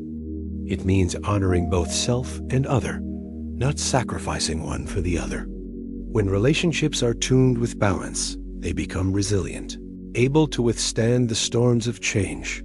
Even in spirituality, balance is essential. Some people become rigid, obsessed with rules, measuring their worth by how perfectly they follow every detail. Others dismiss practice altogether, saying, "It is too hard," or "It does not matter." The Buddha warned against both. Spiritual practice should not be punishment, nor should it be neglect. It should be a path walked with sincerity, patience, and joy. A balanced practice is sustainable, nourishing, alive. The middle way also speaks to how we engage with the world. Some withdraw completely, saying, "The world is too messy. I will escape." Others immerse themselves in constant activism, burning out under the weight of endless causes. Balance does not mean indifference. It means engaging with wisdom. We act when action is needed. We rest when rest is needed. We care deeply, but we do not destroy ourselves in the process. Imagine a teacher named Lila who cared deeply about social justice. She worked tirelessly, protesting, organizing, giving everything she had. But eventually, exhaustion consumed her. She felt bitter, hopeless, drained. Then she encountered the teaching of balance. She began to meditate, to care for her body, to take breaks without guilt. She continued her activism, but now with steadiness. She learned that to sustain her work for others, she had to sustain herself. The middle way gave her the strength to keep serving without collapsing. Balance also reveals itself in the way we relate to pleasure. Some people fear pleasure, believing it corrupts. Others chase it endlessly, believing it will save them. Both miss the truth. Pleasure is part of life. It is not to be rejected, nor clung to. The middle way teaches us to enjoy without attachment, to savor without grasping. A beautiful meal, a sunset, laughter with friends, these can be received with gratitude, without demanding that they last forever. The heart of the middle way is mindfulness. Without awareness, we swing between extremes unconsciously. With awareness, we can pause, reflect, and choose balance. Mindfulness is the gentle hand that steadies the pendulum. It reminds us, not too tight, not too loose. Walk the middle path. As we practice, balance becomes natural. We no longer chase perfection. We no longer fear failure. We live with steadiness, able to meet joy without clinging and pain without collapsing. This steadiness is freedom. It is not dramatic, not flashy, but it is deep and unshakable. Take a moment now to breathe. Ask yourself, where in my life am I too tight? Where am I too loose? Where can I bring balance? Let the answers come gently. Balance is not found in sudden leaps, but in small, steady adjustments. Each mindful step is a step toward harmony. And as we close this chapter, remember, the middle way is not only a teaching, it is a way of living. It is the art of tuning the instrument of your life so that it plays music, not noise. It is the wisdom of moderation, the courage of presence, the gift of steadiness. Now we step into another deep challenge of modern life, grief and loss. No matter how balanced we live, loss will come. Loved ones will die, dreams will fade, health will fail. Grief strikes every heart, shaking the ground beneath us. The next chapter invites us to walk into grief not as enemies, but as students discovering how even loss can open the door to compassion and freedom. There are moments in life when the world as we know it ends. A loved one dies. A relationship breaks. A diagnosis changes everything. In these moments, grief floods the heart like a tidal wave. The air feels heavy. The days lose meaning. The body itself aches. Nothing seems real, yet everything hurts. Grief is not just sadness, it is disorientation. The map of life is torn apart, and we no longer know where we are in modern society. Grief is often hidden. People say, be strong, or move on, as if grief were a weakness, an inconvenience. Funerals are brief, condolences are quick, and then the world expects us to return to normal. But inside, we are anything but normal. The loss echoes through every corner of our being. We see their empty chair, hear their absent laugh, feel their missing presence. The wound does not vanish on schedule. This hidden grief creates loneliness. We may smile in public, but at night, the tears flow. We may continue working, but every task feels heavy. We may appear functional, but inside, we are shattered. And because society avoids speaking of death, we often feel isolated in our sorrow, as if something is wrong with us for not getting over it. Yet grief is not a mistake. It is love turned into pain. It is the natural response to loss. The Buddha himself faced grief. His teachings arose not from escape, but from deep encounters with suffering. When he saw sickness, old age, and death, he realized that no one escapes loss. Grief is woven into the fabric of human life. To deny it, it is to deny life itself. But to face it with awareness opens the door to wisdom. Imagine a woman named Claire who lost her husband suddenly. The shock left her numb, then drowning in sorrow. She tried to return to work, but each day felt impossible. Friends avoided speaking of him, afraid of her tears. She felt invisible in her pain. One evening, she sat quietly, remembering his smile. The grief overwhelmed her, but she allowed herself to breathe with it, to feel it fully. Instead of pushing it away, she whispered, "This is love," missing its form. In that moment, she realized her grief was not her enemy. It was the echo of love. And though the pain remained, it became less suffocating. Buddhist wisdom teaches us to meet grief with mindfulness. Instead of drowning in it or suppressing it, we acknowledge it. This is grief. This is loss. This is love in pain. Naming it softens the resistance. Breathing with it creates space. We discover that we do not need to run from grief. We can sit with it, like sitting with a storm. The storm may rage, but we remain present. And in presence, healing begins. Impermanence is another teaching that holds us in grief. Everything we love is destined to change, to fade, to pass. This truth is not meant to be cruel. It is meant to awaken us. When we see that life is fragile, we cherish it more deeply. The flower's beauty is in its brief bloom. The sunset's wonder is in its fading light. The love we shared with those we lost is precious because it could not last forever. To see impermanence is not to love less, but to love more tenderly, knowing every moment is a gift. There is a story of a woman named Kissa Gautami whose child died.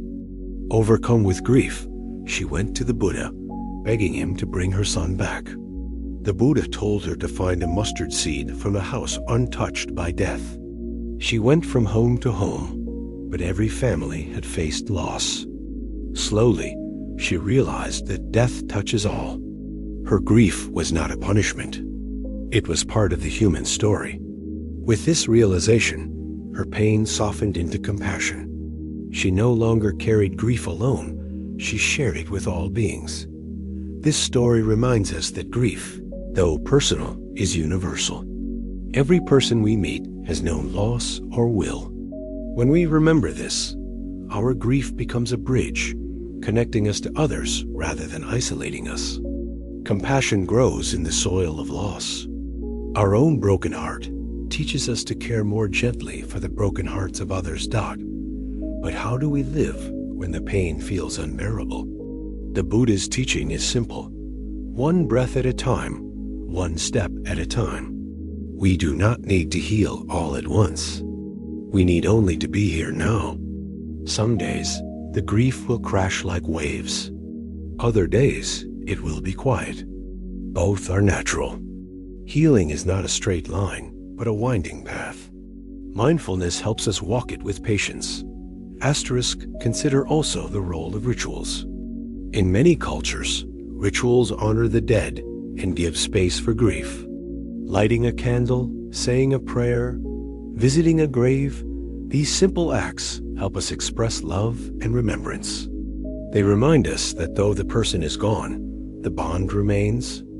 In Buddhism, chanting or dedicating merit to the deceased keeps the connection alive in a wholesome way, turning grief into compassion. Over time, grief transforms. It does not disappear, but it changes shape. The raw wound becomes a scar, tender but no longer bleeding. The tears remain, but so does gratitude. We begin to see that love does not end with death. It continues in memory, in influence, in the ways the person shaped us. Their voice echoes in our choices. Their love lives in our hearts. In this way, grief becomes not only pain but also legacy. As we reflect on this, let us pause. Think of someone you have lost. Breathe deeply. Whisper, "Thank you. I carry you with me." Feel the love beneath the grief. Feel the gratitude within the pain. This is the path of healing, not forgetting, not denying, but transforming. And as we move forward, we will explore how grief also points us toward another universal truth: loneliness. For in loss, we often feel most alone. But loneliness itself is another form of suffering, another doorway to compassion and freedom. In the next section, we will walk into this tender space, discovering how to transform loneliness into connection and isolation into presence. Grief changes us. It cracks us open, sometimes against our will. We may long to return to the life we had before, to the sense of normal we once knew. But grief does not allow that. Life after loss is never the same as life before it. Yet this is not only tragedy, it can also be transformation. The brokenness of grief can soften the heart, deepen compassion, awaken wisdom. Many people describe grief as waves. At first, the waves crash constantly, dragging us under, leaving us gasping for air. Over time, the waves grow farther apart. They still come, sometimes without warning, but we learn to float. We realize we do not need to fight the ocean. We can let the waves rise and fall, trusting that they will pass. This trust does not erase the pain, but it allows us to live with it. The Buddha compared sorrow to arrows. The first arrow is the loss itself, sharp, painful, unavoidable. The second arrow is our resistance, the stories we tell ourselves. This should not have happened. I cannot survive this. Life is unfair. The first arrow is inevitable. The second arrow is optional. Mindfulness teaches us to stop shooting ourselves with the second arrow. We still feel pain, but we release the suffering we add by fighting reality. Imagine a man named Robert who lost his sister to illness. At first, he lived only in the second arrow. He replayed the past, blaming himself for not doing more. He raged at the unfairness of it all. His grief was doubled by guilt and anger. When he began to practice mindfulness, he learned to separate the two arrows. He could not change her death, the first arrow, but he could soften his resistance. He whispered to himself, "This hurts.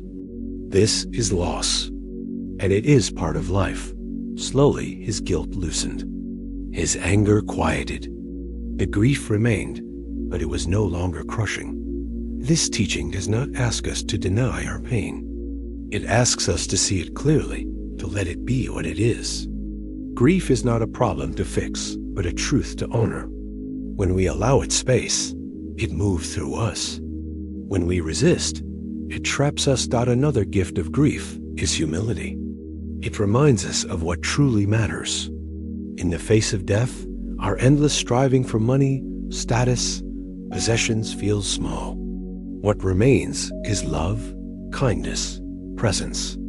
People rarely say on their deathbed, "I wish I had worked more." They say, "I wish I had loved more. I wish I had been present." Grief strips away illusions and shows us what is real. This humility can guide our choices. After loss, many people find themselves living differently, slowing down, cherishing relationships, giving more time to what nourishes the soul.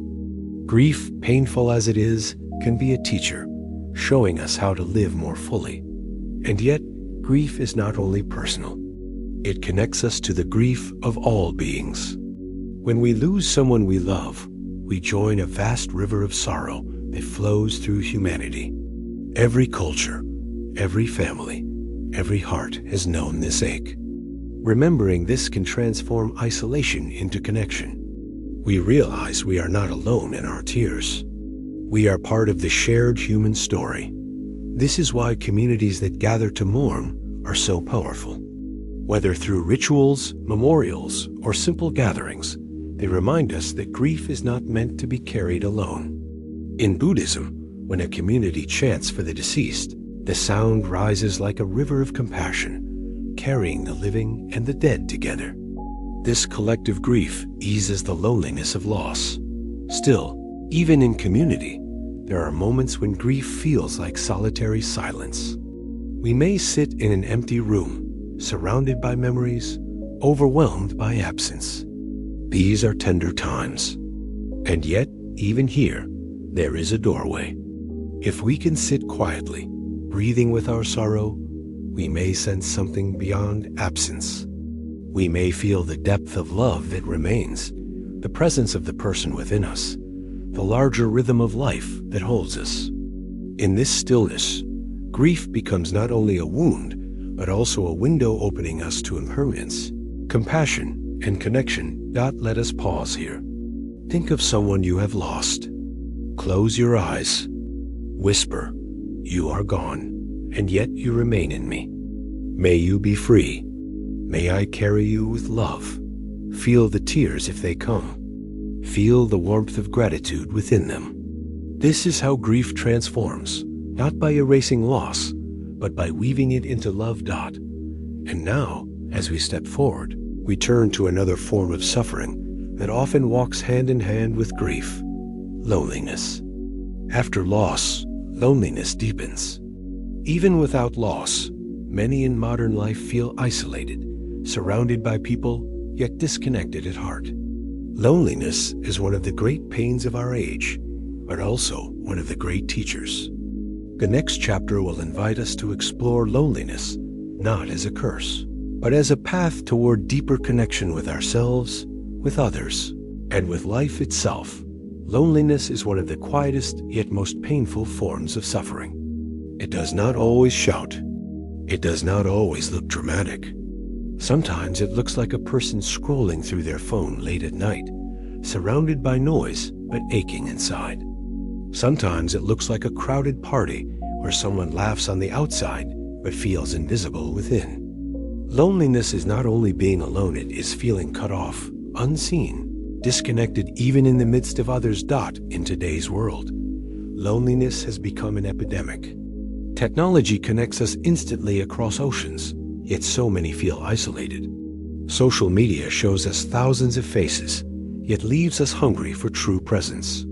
Cities are crowded, workplaces are busy, schedules are packed, yet hearts feel empty. The paradox is clear. Never before have we been so connected, and never before have so many felt so alone. Loneliness hurts because we are wired for connection. From birth, we need touch, eye contact, care. Our nervous systems calm in the presence of others. Our joy expands when shared. To feel unseen or unloved is to feel incomplete. This is why loneliness cuts so deep. It touches the very core of our humanity. Consider Emily, a woman in her 30s, living in a bustling city. She worked long hours, surrounded by colleagues, yet felt invisible. She had hundreds of online friends, but no one she could call at 2 a.m. when her anxiety spiked. Each night, she returned to her apartment, the silence pressing against her chest. She wondered, what's wrong with me? Why can't I connect like others? Her loneliness became shame, and the shame deepened her isolation. This is the cruel cycle of loneliness. It tells us we are unworthy of connection, and so we withdraw, which makes us feel even lonelier. The mind whispers, everyone else belongs. You are the only one outside. But Buddhist wisdom reminds us, this is illusion. Loneliness is not proof of our unworthiness. It is proof of our longing. And longing is natural. The Buddha taught that all beings seek connection. We are interdependent. Just as a tree cannot grow without soil, water, and sunlight, we cannot thrive without community. The sense of separation is a misunderstanding of reality. In truth, we are always connected to the earth, to the air, to each other. Loneliness arises when we forget this truth. How then do we heal loneliness? First, by turning inward. Often, we seek others to fill the emptiness inside. But if we do not befriend ourselves, no one else can complete us. Solitude becomes unbearable when our own company feels hostile. The practice begins with sitting quietly, breathing, and offering kindness to ourselves. To say, may I be happy. May I be safe. May I be at peace. Over time, this self-compassion softens the sharp edges of loneliness. We discover that we are never truly alone, for we carry within us the capacity for love. Then, we turn outward not through desperate grasping, but through genuine presence. True connection does not come from quantity, but from quality. One moment of full attention, one conversation of deep listening, one act of kindness can nourish more than 100 shallow interactions. To heal loneliness, we practice showing up, not only seeking to be seen, but also learning to truly see others. Imagine Emily again. After months of aching loneliness, she joined a meditation group. At first, she felt awkward, surrounded by strangers. But as she sat in silence with others, breathing together, something shifted. For the first time in years, she felt connected not through words, but through shared presence. Later, she began to volunteer at a shelter, serving meals. Each smile she offered, each thank you she received, became threads of connection. Slowly, the wall of isolation cracked. She realized that connection was not something to wait for, it was something to create. Moment by moment Buddhism also teaches that compassion is the antidote to loneliness. When we turn our attention to the suffering of others, our own suffering feels less isolating. We see that others too feel invisible, unloved, forgotten. Reaching out with kindness bridges the gap. Loneliness shrinks in the presence of shared humanity. There is a story of a monk who once felt deep loneliness in his solitary practice. He confessed his pain to his teacher, who said, "Go into the village and help someone. Carry water, cook food, listen to their sorrow. When you return, your loneliness will be less." The monk obeyed. As he served, he felt his heart open. His loneliness did not vanish, but it transformed. He realized that connection is not about always being surrounded. It is about opening the heart to others. Still, loneliness is not always solved by others. Sometimes it invites us deeper into ourselves. There is a difference between loneliness and solitude. Loneliness is emptiness. Solitude is fullness. Loneliness says, "I am incomplete." Solitude says, "I am whole in myself." Through mindfulness, we can transform loneliness into solitude, learning to rest in our own presence, to discover peace within. Then, when we connect with others, it is not from desperation, but from wholeness. Take a moment now. Sit quietly. Place a hand on your heart. Whisper, "I am here. I am enough. I belong." Feel the warmth of your own presence. This practice is simple, but powerful. It reminds us that connection begins within. As we walk further, we see that loneliness is not only personal, it is also collective. Whole societies feel disconnected, divided by politics, culture, fear. Communities fracture, people withdraw into tribes, suspicion grows. The suffering of loneliness scales from the individual to the collective. Healing it requires more than personal practice. It requires building bridges, creating spaces of compassion, remembering our shared humanity. And so, loneliness becomes both teacher and path. It teaches us the depth of our longing, the importance of connection, the necessity of compassion. It invites us to love ourselves, to reach out to others, to recognize our interdependence. And in doing so, it transforms from curse to guide. In the next section, we will go deeper into how loneliness can become a doorway to spiritual awakening. We will see that in the very heart of loneliness lies a profound truth, that separation is an illusion, and that when we see clearly, we discover we have never been truly alone. When we sit with loneliness long enough, we begin to see something surprising. Beneath the ache of separation is not emptiness, but longing for wholeness. The pain of loneliness is proof of our capacity for love. It hurts because we are meant for connection. It hurts because our hearts are alive. This is why loneliness can become a doorway to awakening. When we stop running from it and instead listen, loneliness teaches us the truth of interbeing.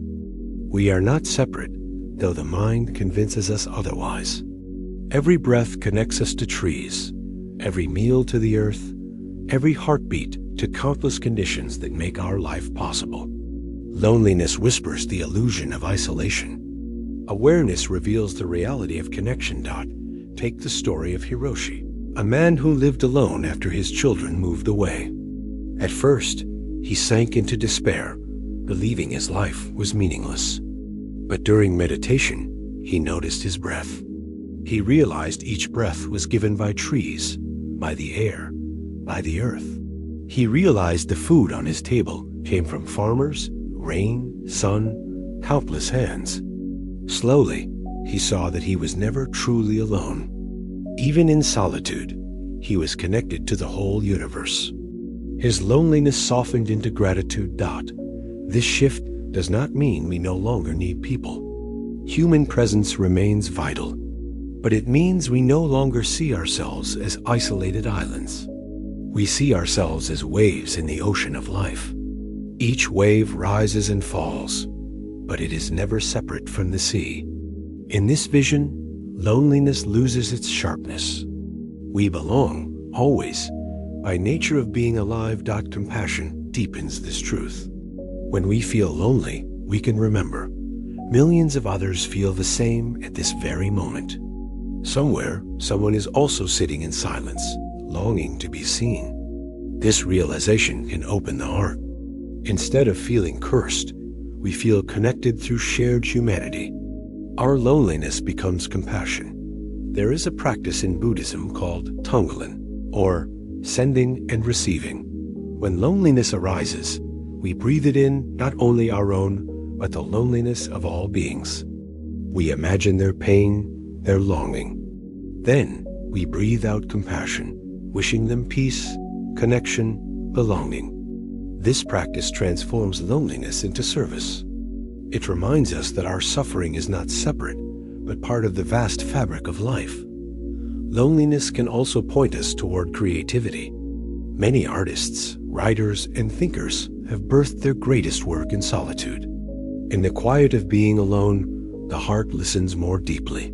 The pain of loneliness becomes the soil for beauty. Poetry, music, art, all can emerge from this fertile ground. The key is not to drown in loneliness, but to channel it, to let it speak through creation. Still, we must be gentle. Loneliness is heavy. It can lead to despair if left unattended. This is why mindfulness and compassion are essential. They keep us from sinking. They remind us that the pain is real, but not final, sharp, but not eternal.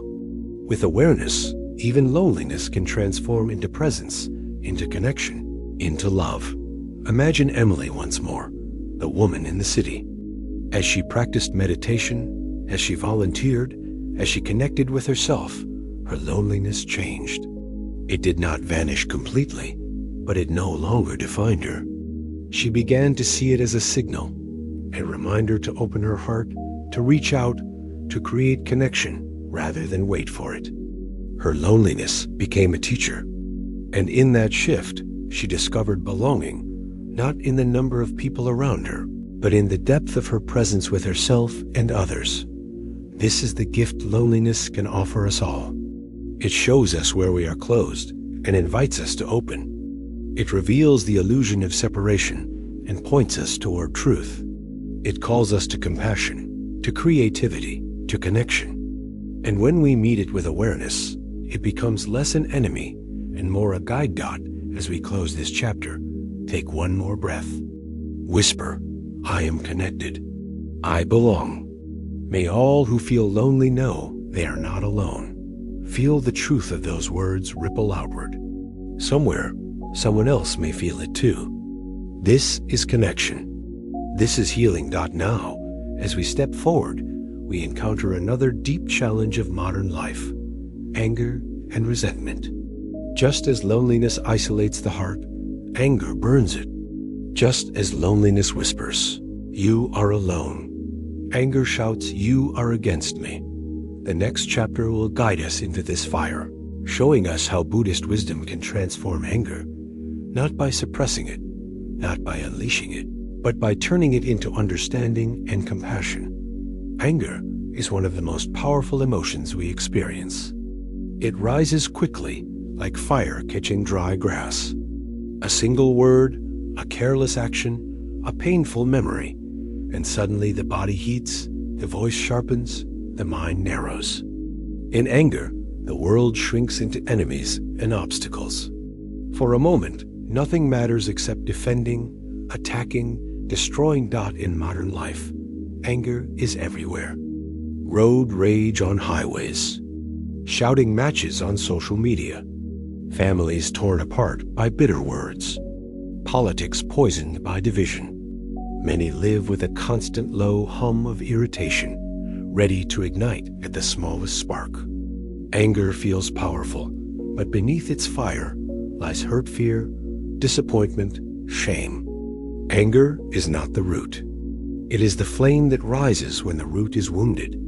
Consider Jason, a father who often yelled at his children. He told himself it was discipline, but inside he felt guilty. One evening, after shouting, he sat alone and asked himself why he was so angry.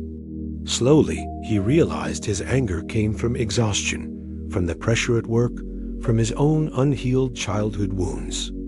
His children were not the cause, they were simply near the fire when it flared. Jason's story is common. Anger hides pain. Buddhist wisdom compares anger to a hot coal. When we hold on to anger, we intend to throw it at someone else. But the longer we hold it, the more it burns our own hand. The harm we do to others may wound them, but the harm we do to ourselves is deeper, more lasting. Anger burns the vessel that contains it. Yet anger is not evil. It is part of being human. The Buddha never said to eliminate anger completely. Instead, he taught us to transform it, to recognize it, understand it, and let it go before it destroys. Suppressing anger only makes it fester. Unleashing anger only makes it spread. Transformation lies in the middle path, seeing anger clearly, breathing with it, softening its fire into light. Imagine a pot of water placed on a fire.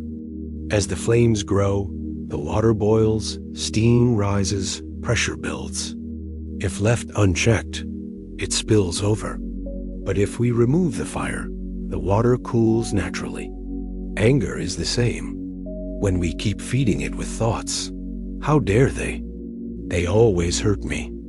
I will never forgive. The flames grow.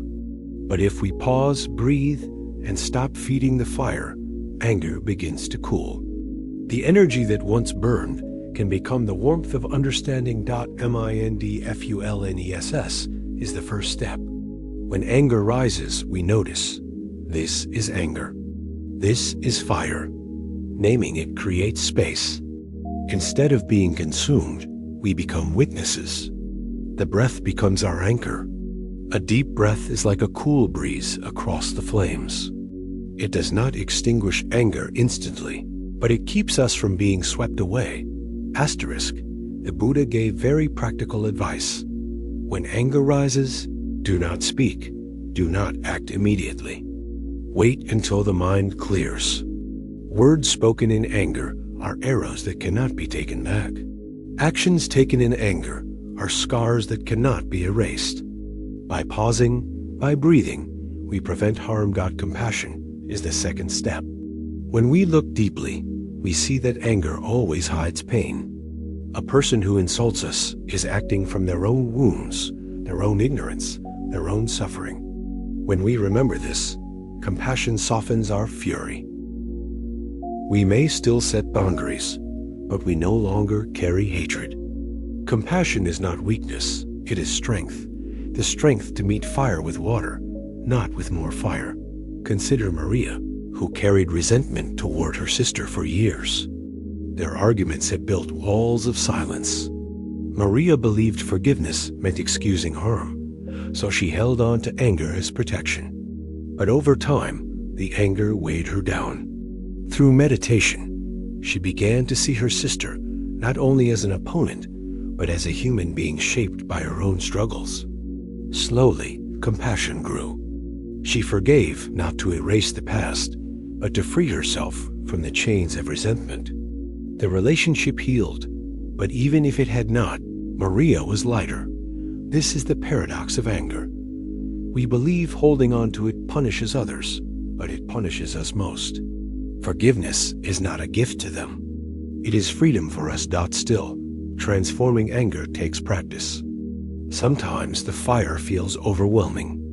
In those moments, physical practices help. Walking meditation, mindful movement, even simply drinking water slowly can cool the body. Releasing tension in the body releases tension in the mind. Another powerful practice is loving kindness meditation. Repeating silently, "May I be happy. May you be happy. May we both be free," plant seeds of peace in the heart.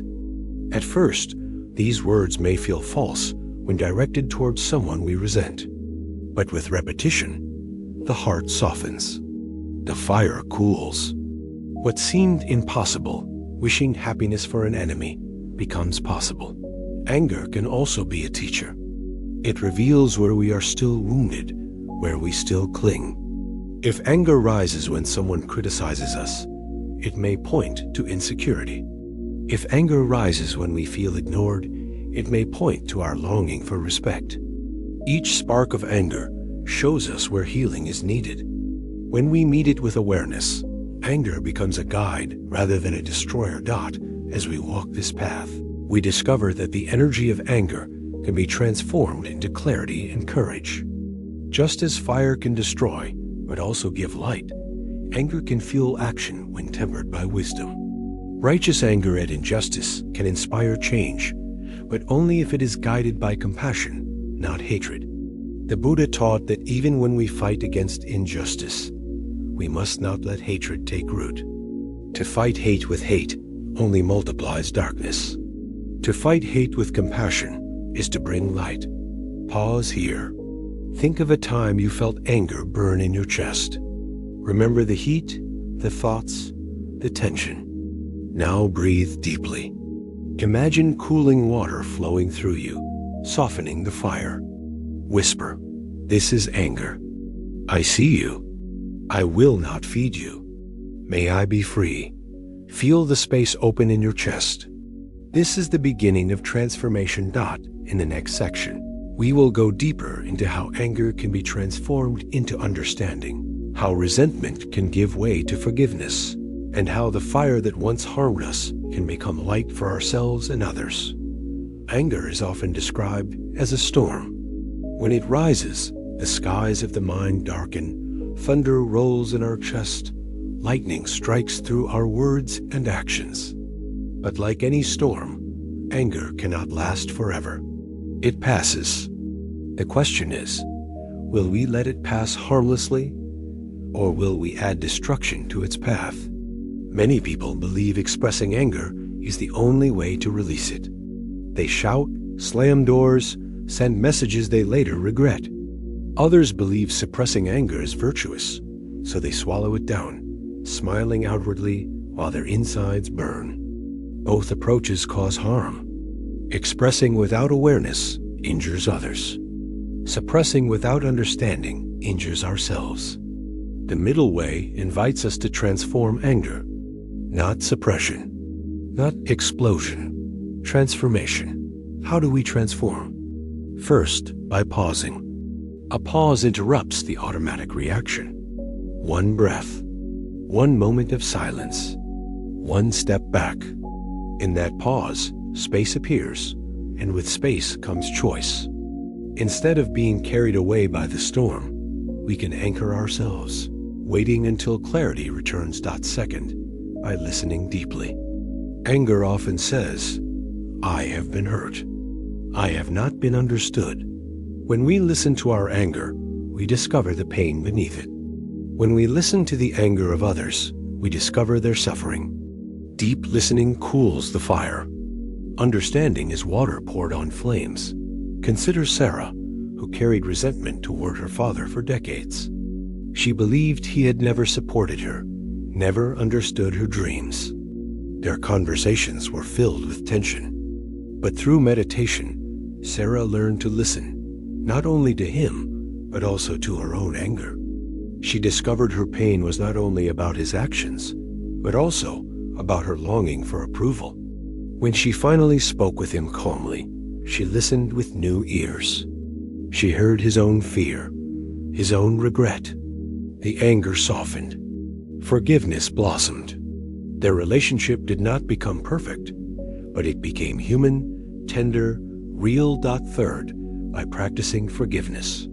Forgiveness does not mean we excuse harm or allow abuse. It means we release the poison of resentment.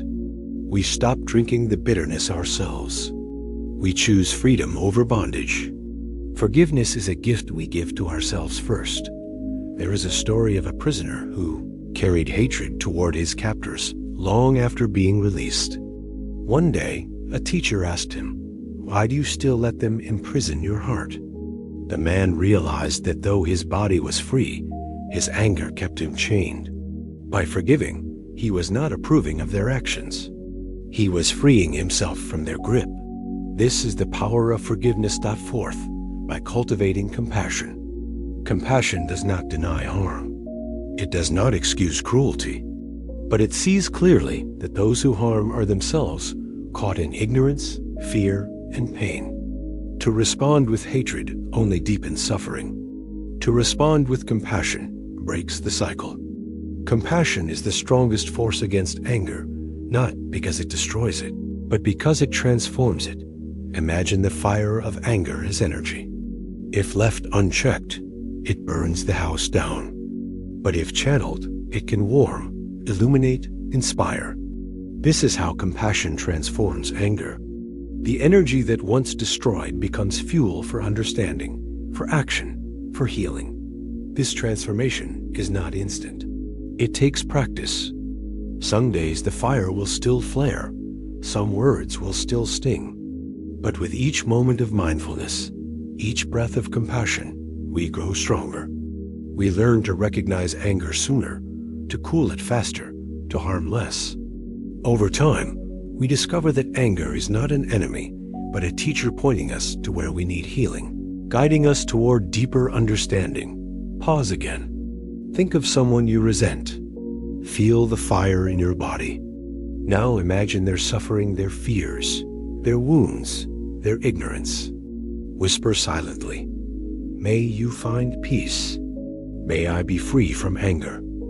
Notice how the fire softens, even slightly. This is the seed of transformation. As we close this chapter, we remember, anger is fire, but fire is not only destruction. Fire cooks our food, warms our homes, lights our path. When guided by wisdom and compassion, even anger can serve us. It can fuel justice without hatred, strength without cruelty, clarity without destruction. The task is not to eliminate anger, but to transform it into light, into warmth, into understanding. Now, we turn to the final doorway. Throughout this journey, we have faced stress, money, relationships, anxiety, karma, balance, grief, loneliness, and anger. Each has shown us suffering, and each has shown us a path to freedom. The last step is to gather these threads into a vision of awakening. How Buddhist wisdom leads us out of the endless cycle of suffering into peace, compassion, and liberation. The final chapter will invite us to see that freedom is not far away. It is here, in this moment, waiting for us to open our eyes. Throughout this journey, we have walked through many forms of suffering.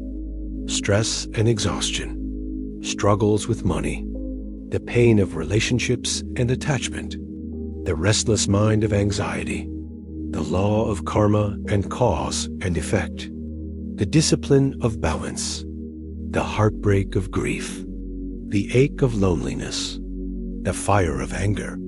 Each chapter has revealed a wound of modern life, and each has offered a doorway through Buddhist wisdom. Now we come to the final step, awakening. Awakening is not a mystical escape. It is not leaving this world behind. It is not becoming someone else. Awakening is seeing clearly. It is realizing that suffering arises when we cling, when we resist, when we forget impermanence and interconnection. It is discovering freedom not in another world, but here and now, in this very life. The Buddha compared awakening to waking from a dream. In the dream, we run endlessly, chased by fears, clinging to illusions. We believe the dream is real, but when we wake, we see clearly. The fears vanish, the illusions dissolve. The world remains, but we see it with new eyes. Awakening is this shift from illusion to clarity, from clinging to freedom, from ignorance to wisdom. Imagine standing by a river on a foggy morning. The fog is thick, obscuring the water. We think the world ends in mist, but slowly the sun rises. The fog thins. The river is revealed, flowing freely, vast and clear. The river was always there. We simply could not see it. Awakening is the lifting of fog. Life does not change, but our vision does. What? Then does it mean to live awake? It means we meet each moment with presence. We see thoughts as thoughts, not as absolute truths. We see emotions as waves, not as permanent prisons. We see people as fellow beings, not as enemies or possessions. We see ourselves not as fixed, isolated selves, but as processes connected to all of life. This vision transforms suffering into understanding, and understanding into compassion. Take the story of Daniel, who once lived in constant fear of failure. His anxiety drove him to overwork. His anger pushed away friends. His loneliness consumed him. But through practice, he began to see the patterns of his mind. He noticed how fear was just thought, how anger was just pain in disguise, how loneliness was softened by compassion. Slowly, the fog lifted. Daniel still faced challenges, but he no longer drowned in them. He discovered a freedom within, a freedom no circumstance could take away. This is awakening, not perfection, but clarity. Awakening also means living with compassion. When we see that all beings suffer as we do, the heart naturally softens. We no longer live only for ourselves. We begin to ask, how can I reduce suffering? How can I bring peace? Compassion becomes our guide, turning everyday actions into seeds of healing. A kind word, a patient silence, a gentle smile all become acts of awakening. The path to awakening is not a single leap, but a steady walk. The Buddha described it as the Noble Eightfold Path: right view, right intention, right speech, right action, right livelihood, right effort, right mindfulness, right concentration. These are not commandments, but practices, ways of living that tune the heart toward freedom. Each step supports the others. Each step brings us closer to clarity. Right view is seeing reality as it is impermanent, interconnected, free of a permanent self. Right intention is living with kindness and letting go. Right speech is speaking truthfully and gently. Right action is living ethically, avoiding harm. Right livelihood is choosing work that supports life rather than destroying it. Right effort is cultivating wholesome states of mind. Right mindfulness is awareness in each moment. Right concentration is the stillness of a focused mind. Together, these steps form a path not only for monks, but for all people in any life. Awakening is not distant. It is not reserved for saints. It is available here, now, in small moments. When we pause before reacting in anger, that is awakening. When we notice our breath instead of drowning in fear, that is awakening. When we forgive instead of clinging to resentment, that is awakening. These moments of clarity add up, step by step, until the path itself becomes our home. Pause now. Breathe deeply. Notice the sensation of air entering and leaving your body. Notice the rise and fall of your chest. In this simple act of awareness, you are tasting awakening. Nothing dramatic, nothing mystical, just presence. And in presence, freedom is born. In the next section, we will weave these teachings together, seeing how awakening transforms not only our personal suffering, but the world we share. For the awakened heart is not only free, it is generous, compassionate, radiant. The awakened life is not withdrawal from the world, but deeper participation in it, with wisdom, with love, with freedom. To live awake is to live with eyes open. We no longer sleepwalk through life, chasing illusions, running from fears, clinging to what must change. Instead, we move with awareness, with compassion, with trust in the unfolding of life. This does not mean challenges vanish. Death still comes. Loss still hurts. Anger still flares. But awakening changes how we meet them. We no longer drown in the river, we learn to flow with it. One of the most profound shifts of awakening is freedom from fear. Fear thrives on the illusion of permanence. We cling to our youth, our possessions, our relationships, as if they will last forever. Fear whispers, "What if they are taken away?" But when we awaken to impermanence, fear loosens. We see that change is natural, that endings are part of beginnings, that nothing is truly lost, only transformed. There is a story of a monk who carried a delicate porcelain cup. He loved it deeply, using it every day. One day, another monk asked him, "Aren't you afraid it will break?" The monk smiled and said, "To me, the cup is already broken. Because I know this, I enjoy it fully while it is here. When it breaks, I will not suffer." This is awakening, not detachment, but deeper presence. Because he accepted impermanence, he could love more freely. Awakening also frees us from the prison of self.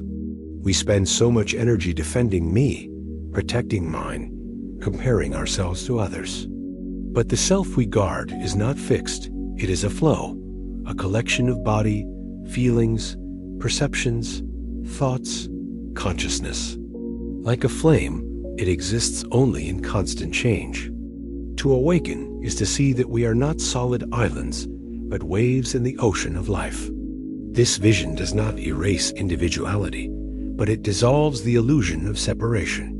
We see ourselves in others, and others in ourselves. Compassion becomes natural, because harming another is harming ourselves.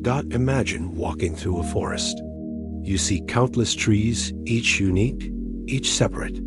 But beneath the soil, their roots intertwine, sharing nutrients, communicating, sustaining each other. Human beings are the same. On the surface, we appear separate, but beneath, we are connected in breath, in need, in suffering, in love. Awakening reveals these hidden roots, and once seen, they cannot be unseen. This awakening also transforms how we act in the world. No longer driven by greed, anger, or delusion, we act from clarity and compassion. Work becomes service. Relationships become spaces of growth. Even small actions, a smile, a kind word, a moment of patience become expressions of awakening. Take Maya, a nurse who once felt overwhelmed by suffering. Every day she faced illness, pain, loss. She carried the weight home, exhausted and bitter. But through meditation, she began to see differently.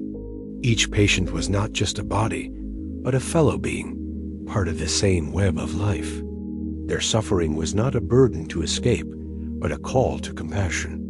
Maya's work did not become easier, but it became meaningful. She no longer felt crushed, she felt connected. Her awakening turned exhaustion into service, bitterness into love. This is the fruit of awakening. Not escape, but transformation. We do not leave the world. We engage it more deeply. We do not become detached. We become more loving.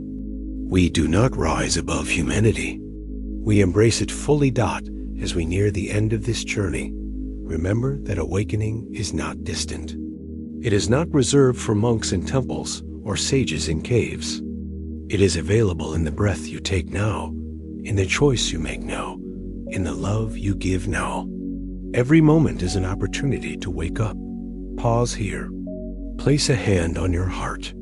Breathe deeply. Whisper, "May I be awake. May I live with compassion. May I be free." Feel the stillness that follows. This is the taste of freedom. Simple, present, real. And now, we step into the final chapter, the conclusion of this journey. We will gather the threads of stress, money, relationships, anxiety, karma, balance, grief, loneliness, anger, and awakening. We will see the whole tapestry, the path that leads from suffering to freedom. And we will close with hope that each listener, no matter their pain, carries within them the seed of awakening, ready to bloom into peace.